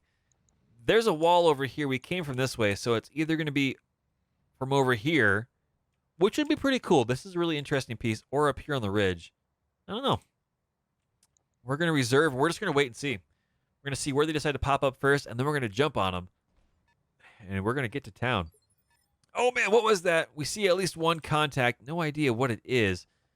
Craig, can we get eyes on? We can't just yet. How about Tug Bobo?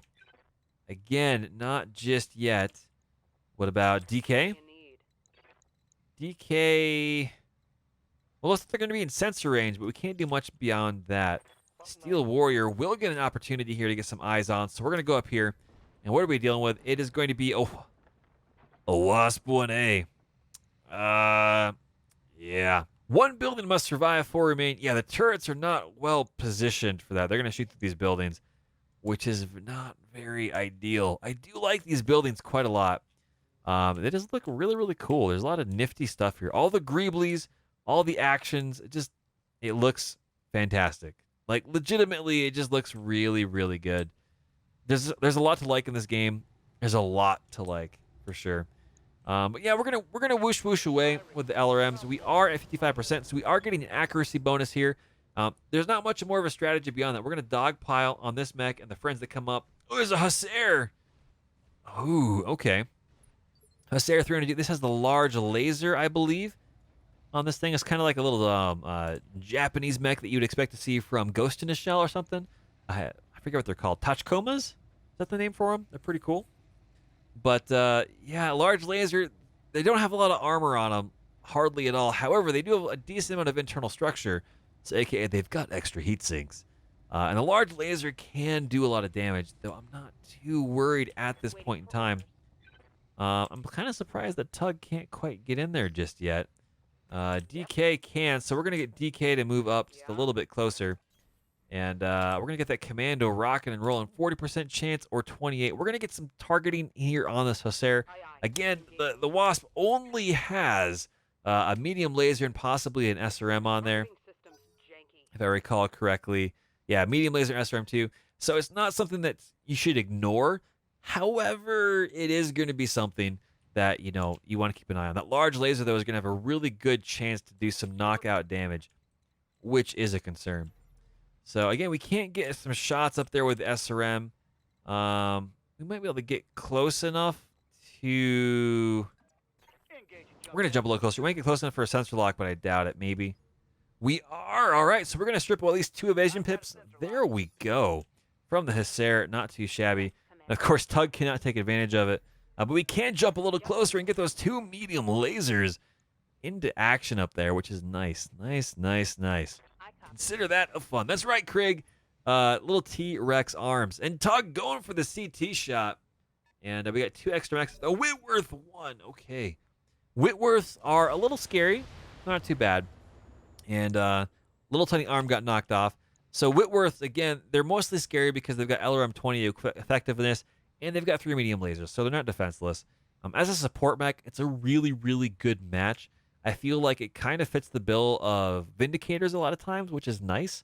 And I'm a huge fan of them. I like the lore behind them as well. The question, though, is, what is this other one? I don't know what that is. So, yeah, turrets can't hit a mech, but they do hit the buildings. So far, that hasn't been the case, but I have definitely seen it on this map.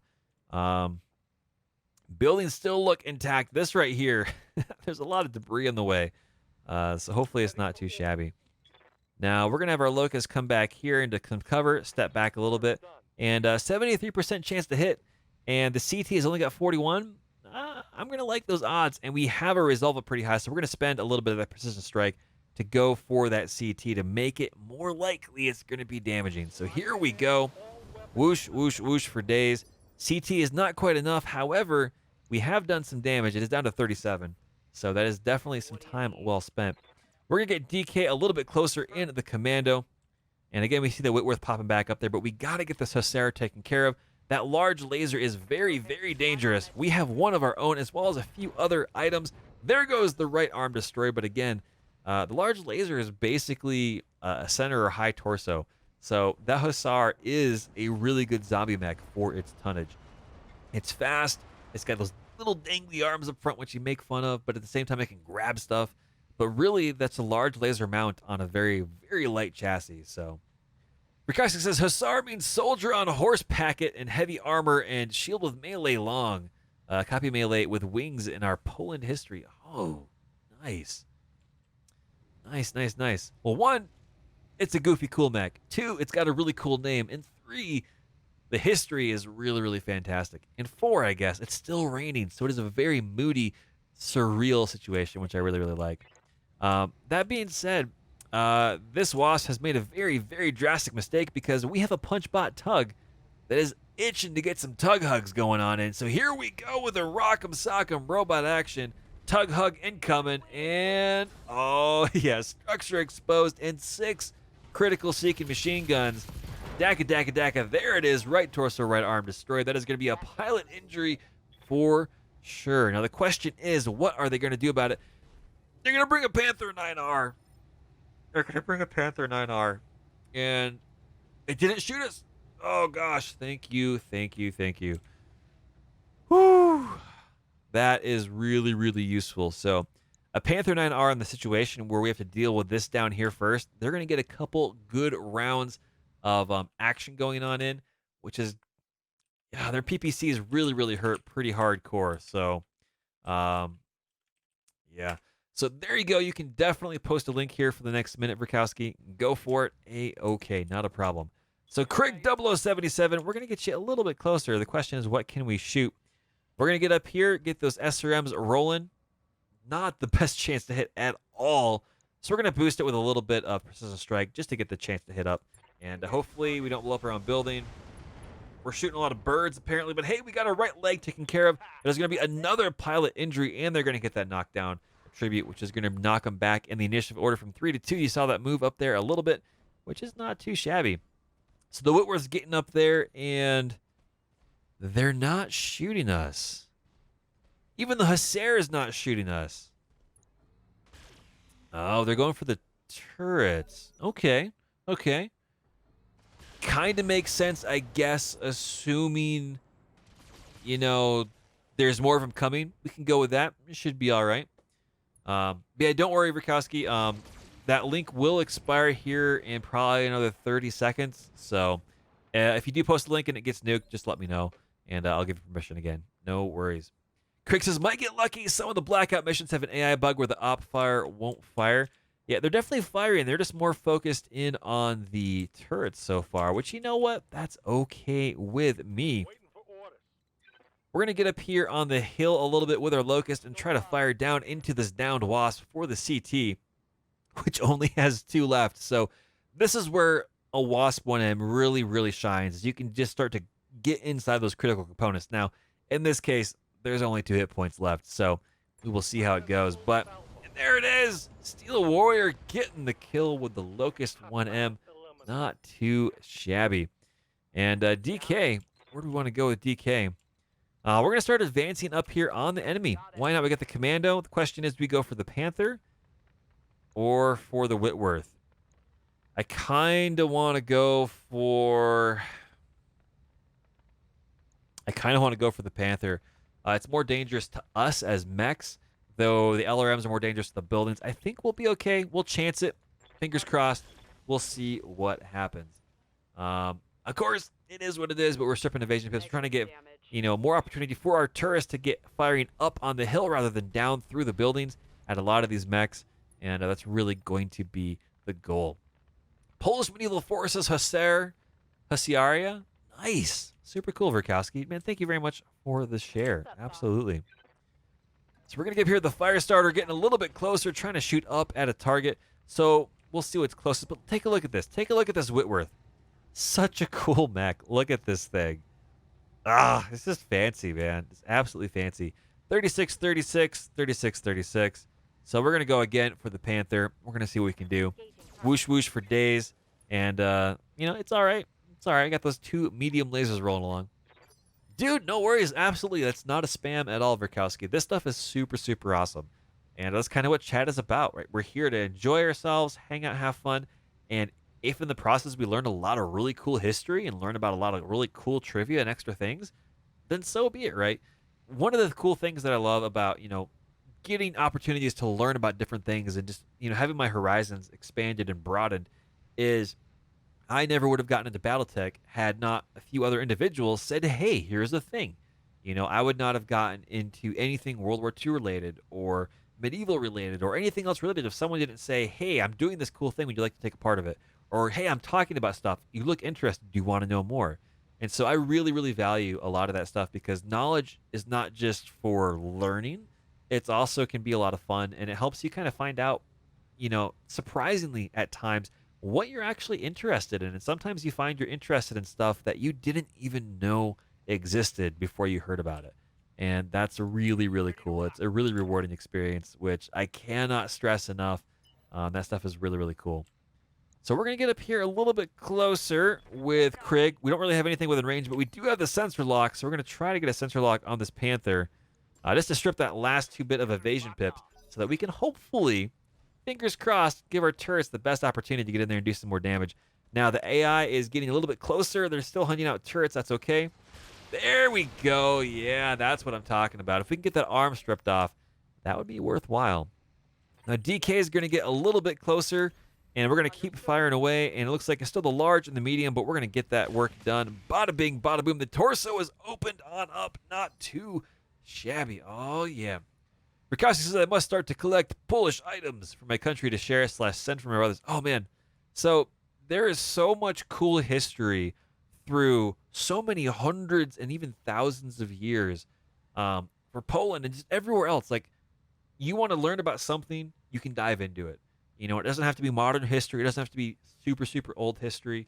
It doesn't even have to be like military history. There's cultural, there's industrial, there's so much cool stuff. And it's not just for, for that territory. It's everywhere else as well. And that's what's really cool is there's so much cool knowledge that's out there. So that if someone's excited about something, yeah, I'll take the minute, the hour, whatever long it is to learn more about it, because that person is already vested in that topic. They're very intrigued. They're finding something that is interesting to them, and that's valuable, right? I don't want to, kind of crap on that, because if someone finds it interesting and exciting, consider me interested, consider me curious about what is interesting and intriguing about that. And sometimes, you go, yeah, that's cool, and you move on with your life. But more often than not, you go, that's really darn interesting and cool. And while you might not necessarily look into it too deep yourself, it's always in the back of your mind. It's always that earwig right there at the side of your ear when you're thinking about stuff, going, that one time when Rakowski talked about, Hussars and their history a little bit. Oh, yeah, cool. So when I'm working on a narrative for D&D or, BattleTech, role-play and stuff like that, I can think about that and go, oh, yeah, I'm going to go dig into that a bit more. I'm going to go see if I can make something of that fit with what I'm working on, right?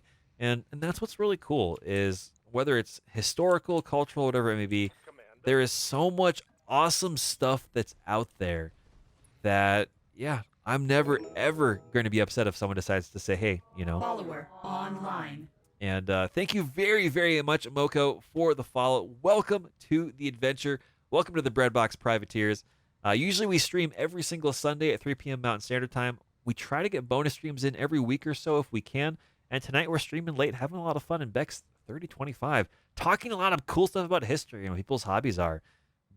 Again, I'm never, ever going to get mad about someone saying, hey, I'm interested in this. Would you like to know more? Yeah, sign me up. Let me know. Because there's always a bit of interesting stuff that, one, someone's excited and interested about it. But two, there's a reason for it. And it's usually because it's at least intriguing, and very often it's pretty darn cool. So, yeah, absolutely. So we're going to get Tug Bobo up here. We're going to see if we can't jump on stuff. Yeah, we're going to jump on top of a building. Why not? That'll be fun. And the Panther looks like it's mostly squared away. We got a really good chance to hit. Not the best chance up there, but we do have range down here in the machine guns. So we're going to rock and roll with that. See if Tug can put this kitty down for a nap. One thing at a time. Yeah, anytime, Brikowski. Yeah, you never have to apologize for wanting to share some cool bits in history, whatever it may be. And that goes for anyone here in chat. Especially if you got some cool stuff, let me know about it. I legitimately am curious. There's a lot of stuff that's out there that is awesome and cool for different reasons. And if someone doesn't find it cool, there is someone that's out there that definitely does. There are more people that are quietly like, that's really darn awesome, than anyone else that is going to tell you to your face, I'm all right. And I do my best to try to figure out, hey, what are you excited about? Because there's a lot of nifty stuff out there.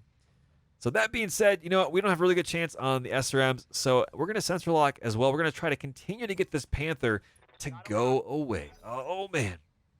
Mocha says, I just found out about this game. I think this is awesome. So first off, again, welcome to the adventure. Welcome to the channel. We are playing BattleTech by Harebrained Schemes. You can usually, if you look around, you can get this game on sale for anywhere from $9 to $12. And there are 3 expansion packs that come with this, which just add in content. They don't really significantly change the gameplay, but they add in additional miniature campaign missions, additional weapons, mechs, things like that. Battlefield, like you can fight in urban environments. And you can get all of those DLCs and the core game if you're lucky for 15 or 20 bucks when it's on sale a couple times a year through, you know, through usually the Steam sales and stuff like that. The Steam summer sale is coming up as well. So keep your eye out for that. You can definitely get a good deal on that. But specifically, what we are playing here today is a mod for the game. And if you want to learn a little bit more about that, you can go find about this mod over on Nexus Mods page. And if you're out there listening on YouTube, when this goes up there in about 12 hours, 24 hours over on YouTube, there's an exclusivity period for that. You can just go to nexusmods.com and type in 3025, and it'll be the first one that pops up. Yeah, it's about 40 when it's not on sale, but you can get it for half that or a third that price if it is on sale. And I really, really enjoy this game. So the big thing is, I would say try out the game. If you enjoy it, then take a look at mods. There's a campaign that runs through the game, and then there's a career mode where you can just kind of try your hand at being a mercenary company throughout the entire Inner Sphere, a good portion of the Inner Sphere maps and all that fun stuff. Try to keep your company solvent. But there's a core campaign which goes through all of the BattleTech stuff, and it's canon, right? It's been canonized with the BattleTech tabletop game as far as a good history. And so if you like the campaign, at the end of the day, you play the game, you like the campaign, come back, check out 3025 Commander's Edition mod, BattleTech Extended, which is the mod that we're playing. Because this is always the first mod that I recommend, simply because it feels like a proper expansion on content, battlefield, navigational maps, mechs, weapon systems, without really going in and significantly changing the core mechanisms or mechanics of the game. It just adds a lot of cool new content for it, and it feels really organic as far as an expansion. But I do have to say there are other mods that are out there that do a lot of crazier things that bring in a different mechs, different combat periods, different game balance styles and stuff. So it's a really solid, good community. Regardless of where you go on Twitch or what community forums you dive into, you're going to find someone that's going to be able to help you out. And if you do have any questions, feel free to shoot me a private message here on Twitch, or you can find me when I'm live and ask me away. I would love to answer any questions you have. It's a lot of fun. I really, really enjoy this game, and the gameplay loop is really addicting and really rewarding. It does not get stale, like at all, and that's something that I'm really, really excited about for sure. So, ladies and gents, we're gonna get Data King 1 up here in the Commando 1B, getting that cool stuff. Look at this little mech down here. Little tiny soldier mech doing some cool stuff. Lots of big guns on a little itty bitty tiny chassis.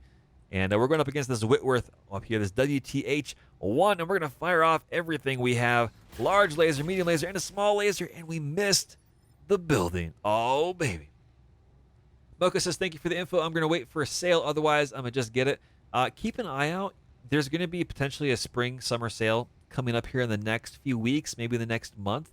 But definitely, if you're itching and you can't quite wait, pick up the core game if you get the chance. And then you can get the DLC, the other remaining DLC, available for less than $5 or $6 when it does go on sale. So, I paid for it full price. I do not regret it. I have 1,000 hours into this game, just and continuing to enjoy it over and over and over. And if it were on sale, it would just be even much more rewarding, right? Because it's a better deal. So, yeah, absolutely. There's always someone playing this game, streaming. There's a lot of different individuals that are out there that are streaming. If you do want to see some other people that do stream this game, one that does come up to mind is going to be HBFT_gaming. So you can go over there and give them a follow. They definitely do play this. And yeah, there's a lot of fun stuff. It's a really, really good community. Absolutely. So again, I'm rambling a little bit. I really love the game. It really, really is enjoyable. So welcome to the community for sure.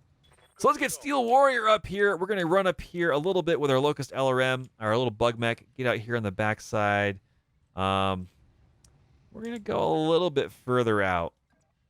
There we go. Excuse me. Ooh, I'm getting all choked up a little bit. You can see here when you zoom in on a mech at a glance, you can see these little chevrons light up. If we got a little bit closer, they would be gray. But since they're kind of this yellowish-orange color, you know that we are in optimal range for our LRMs, which you can find here on the bottom right of the screen. 73% chance to hit, which is pretty darn good. And direct fire with LRMs is always going to be more accurate and firing over here indirect fire, which is something that long-range missiles can do.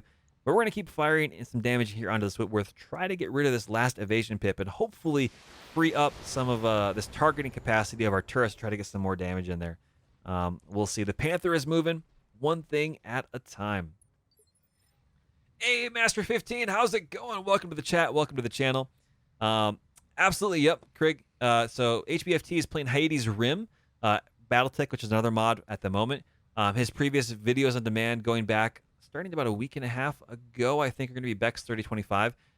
There are a lot of good mods that are out there. This is one of them. This is usually the mod that I recommend that people start with, which is BEX3025, just because it's so similar in mechanics to the core gameplay. But yeah, there's a lot of good mods. You've got Hades Rim, you've got BattleTech Advanced, you've got BattleTech Revised, you've got Rogue Tech. There's a lot of good stuff out there. So it's a good community. It's kind of a golden era for the game. Development is done on the game proper, but the modding community is really kind of coming into its own right now, which is really, really, really nice. Absolutely, absolutely. Orders. So we're going to get Tug Bobo a little bit closer, possibly shooting a Panther in the back. Why not? Let's give it a shot. Here it comes. Here we go. Daka, daka, daka, daka, daka. Oh, we blew up our own building. That's not great. That's not great. Apparently we are floating in air as well. So for those that don't know, this has been a map from the original core campaign missions that has been modded to be allowed to be shown up here into certain mission types and stuff. So there is a little bit of bugginess going on. This is supposed to be a campaign map. The fidelity is a little bit lower, but it is nice to see it here in game. Just more opportunity to get in and get some more cool stuff done, which is nice. We're going to move up here with the Wolverine full of SRMs, and we will see lots of fire over there. 34-39, not the best chance, but we are going to hit that precision strike to try to boost that a little bit higher. And we're going to go for the CT if we can, and to try to go from the front to the back and make it work. Oh, baby, here we go. Lots of whoosh whoosh noises. And we didn't quite get through the armor, but they did panic. They did bail on out. That was a lot of missiles coming on in, and they could not quite handle it. That's A-okay. Oh, and they're taking out one of our turrets, and that's not that great. Oh, man, there goes some more damage. More buildings collapsing on down. But that's right, Verkowski. Whoosh, whoosh, whoosh. Gotta love the whoosh, whoosh noises. Here comes our own turrets coming on in, trying to soften this up. And now, just like that, it is 4 versus 1. We have this in the bag, ladies and gentlemen. We just have to close the deal. We're going to get up here on the rear armor, which for the Whitworth, you can see on the front, 80 armor, 60 internal damage. But on the back side, it's only 30 armor, 50 internal damage. This is definitely a situation where getting in on the rear arc of these mechs is going to be the easier aspect to get through their armor, but it goes both ways. It is a double-edged sword. So 80% chance to hit. That's pretty darn good. We're not going to use our precision strike just yet. We did rip off the armor. It looks like we got the right torso up there ripped on open, and we have crit the LRM-10, which means it's going to take about a 5% accuracy debuff when it goes to shoot with it. So that's going to help us out as well. You can see down here we've got a mech all the way down here on the floor. That's the Panther that the pilot bailed on out. They ejected. They couldn't quite handle it. And just kind of zooming and panning around. Again, it's a beautiful, beautiful battlefield. And it's raining. It's raining, baby. And we're going to get the camera reset, move on up here, and continue to close the gap. Tug Bobo with that close range brawler.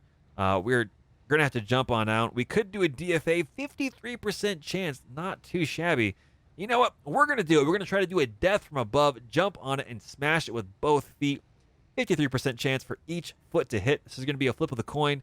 Aerial toaster time in 3, 2, 1. Oh, baby. Here we go. And death from above. Oh, we got one impact, and we did miss with the other foot. That's all right. We did damage to ourselves because of the amount of mass. 30-plus tons smashing on in. Right now, it's working out pretty darn good. Master asks, would you recommend getting the injection mod as it makes the game more realistic? I have not messed with the injection mod yet, Master. I know as far as the core mod packages, they usually pull in a lot of extra mods all under one umbrella, and those mods are then further modified to work in cohesion and unison. The few times that I've tried to pull different mods together, I've had a little bit of trouble. So your mileage will vary. What I can say is if you do have a mod that you want to try and check on out, go to their Nexus mods page or wherever that mod is hosted. and see what other people are saying. And if maybe someone else has run into that situation, and you can kind of get their gauge on it. But when in doubt, you can always try stuff, and you can always remove that mod later on and go back to playing different things. What I will say is the 5 solid mods that are out there right now, which have a lot of different mods pulled together and modified to work together, are in order. You've got BEX3025, which is the one that we're playing right now. You also have Hyades Rim, which is one of the newer mods. A lot of flashpoints, which are a lot of narrative-driven choices. You've got BattleTech Advanced 3062, which kind of picks up after the clan invasion has really kind of happened. And then you have Rogue Tech, which has got a reputation for being the unstable of all the mods that are out there. However, it has everything you could possibly ever imagine in the mod, and it changes the mechanics wildly. So you want the kitchen sink and helicopters and stuff, Rogue Tech is your thing. BEX3025 will have helicopters and stuff here in one of the patches coming up in the next month or so. I know I've talked with Harry, and he's working on it, who's the mod author for this. But again, it's an illustration that those are kind of the 5 main key pillars of complete, total package mods. And then you've got a lot of bespoke mods, which are your smaller ones, like Injection Mod and a few others. My personal opinion is going to be a little biased, but I would recommend trying out one of the total package mods first to kind of get a feel for how the game can be modified and stuff, as well as those mods are going to have a larger community to bounce ideas and ask questions off of. So for example, BEX3025, if you're curious, you can go over to their Nexus Mods page, and BattleTech Revised, that's right. That's absolutely correct. BattleTech Revised is in there as well.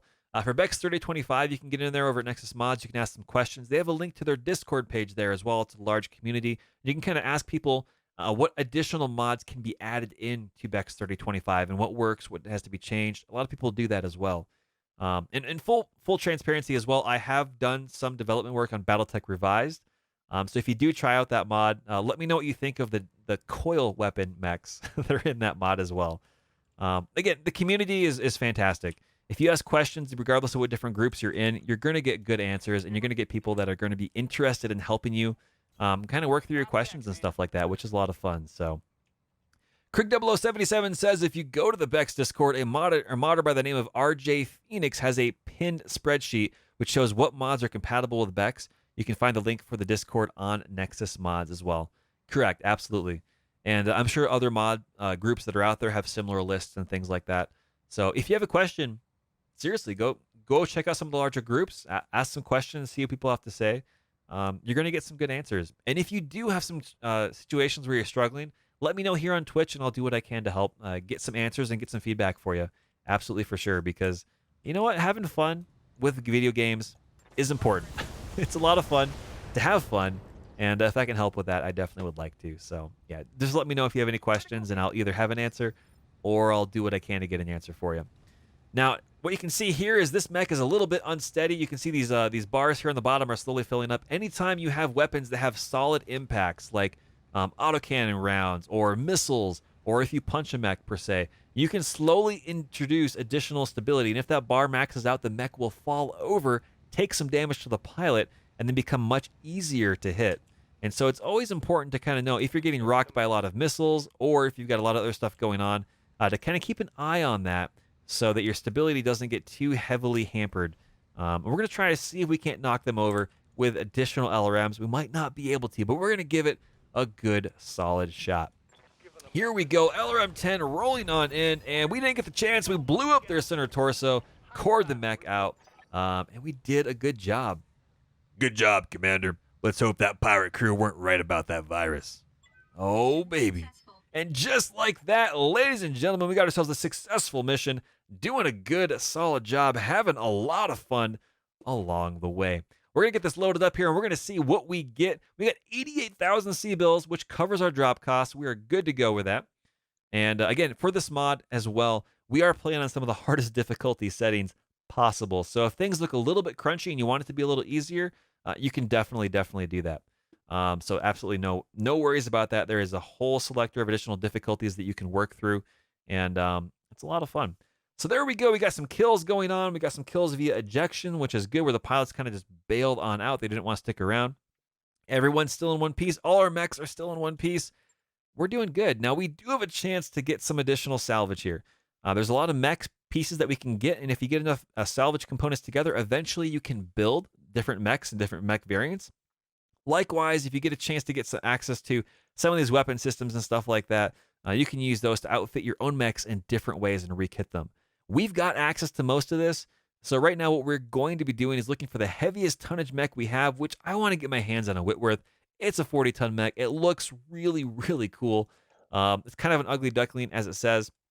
So we're going to grab those 3 pieces, and we'll do good. Random salvage for the remainder that we have access to. Again, we could pick 2, and then we got 8 outside of that, and not too shabby. We're going to come down here to the heat sinks. We have 2. It's a good thing because we need more of them as well. The jump jets down here. We've got 21. We're going to shift click and sell those, as well as these other ones down here. And Krig 0077 wants us to highlight the thorn down here. I don't think it's going to let us do it. Unfortunately, we missed our chance. So if you normally highlight over a mech, it'll show you a lot of history, what its stock role is, some of the additional abilities, the mech quirks that it might have. In this particular case, we did miss highlighting the thorn, which is a THE-T. This is a mech that is not in the vanilla gameplay, but it is official BattleTech lore. It's official canon, like it exists in the universe. And so in this mod, it did bring that mech in, which is pretty darn cool.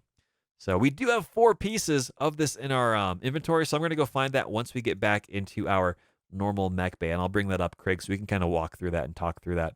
It's an interesting little mech, which is pretty darn awesome. Oh, man. Delicious, delicious soda. All day, every day. It's not good for you, but it tastes great. Oh, man. And sometimes the game takes a little bit longer to load if you're on slower hardware, but it always will load, which is really nice. And look at this. Beautiful sunrise, lens flares. Oh, I love it. The game is so, so beautiful. We're going to go over here to the mech bays, and we're going to click up here, and we're going to see what we have in storage for our light mechs. Now, we've got a lot of salvage pieces. We've been doing a lot of fighting. The question is, what do we have? So here is the Thorn THE-T. We have access to this, right? We've gotten salvage pieces from this mech before. Supplied by Comstar to the Draconis Combine as part of the Operation Rosebud in 3035, the THE-S was a downgraded factory refit of the THE-N, stripping out the advanced endosteel chassis and case modules. The use of a heavier standard chassis forced a reduction in the Thorn's armor protection by a half-ton, most of which was removed from the head and rear torso. The communication system was also changed to a more primitive Olmsted 30, although the Omicron 7 targeting tracking system was similar in capabilities to the Orion 80 it replaced. Now, unlockable affinities. What this means is if you've got a pilot that spends time exclusively piloting this mech, eventually after 10 deployments, they'll get comfortable, which means they get a little bit better at piloting. They can dodge better. They can do more melee.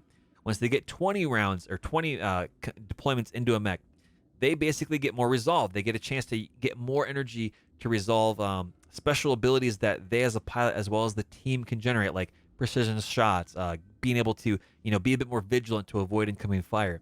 Now with 30 dedicated missions in this, they get a -1 range penalty. What that means is normally for PPCs and other LRMs and stuff like that, once you get to a certain minimum range, 270 meters in some cases, you can't fire, or your ability to fire, your accuracy goes down really, really, really low because these are long-range weapons. This particular perk means that you will get a chance to maintain easier accuracy and the ability to fire that weapon. Instead of minus 270 meters, maybe it's 210 meters, so you get more combat capability. And lastly, if you spend 50 complete missions in this mech, you get +1 gunnery, which improves your overall percentage to hit targets and ignore evasion pips, which is really, really nice. Craig says this variant may not have the sprint and fire component loaded. That's true. There's going to be different variants of different mechs, and the SLDF version is probably what you're looking for. In this particular case, the one mech quirk it has is it's easy to maintain. It's 25% faster repair. So for a similar base chassis, this one gets repaired a little bit quicker when it takes damage, which is nice. But ladies and gentlemen, that is going to be where we leave it for now. We got ourselves 2 hours of additional bonus streaming in. Again, you're going to find us here at 3 p.m. Mountain Standard Time, which I believe is 2 p.m., 4 p.m., 4 p.m. Mountain Daylight Time. Either way, early afternoon on Sunday. We will be streaming this again. We'll continue where we left off without any issues. We're gonna save the game to make sure it's there. We don't forget about it. And we can pick it back up. And I am going to go and do a little bit of chores around the house before I kick it off for the night. So again, thank you very much, everybody, for stopping on by. I'm going to kick it over to the stream thank you page. And again, thank you very much, Moko, for the follow. It's been an absolute pleasure. Thank you, Tug, for the host, DK for the raid, and B52 Cyclone for the follow as well. You guys gals have been fantastic. You've been amazing. If we get the chance to see you here on Sunday or another stream in the future, I much, much appreciate it. And last but not least, if you want to see more action of me playing this game as pro pirates or previous missions or just other shenanigans, you can always find me over on YouTube, where we've got over 400 plus additional hours of us playing BEX3025. So again, thank you very much. It's been a pleasure. It's been a blast. And I'll see you next time. Have a good one.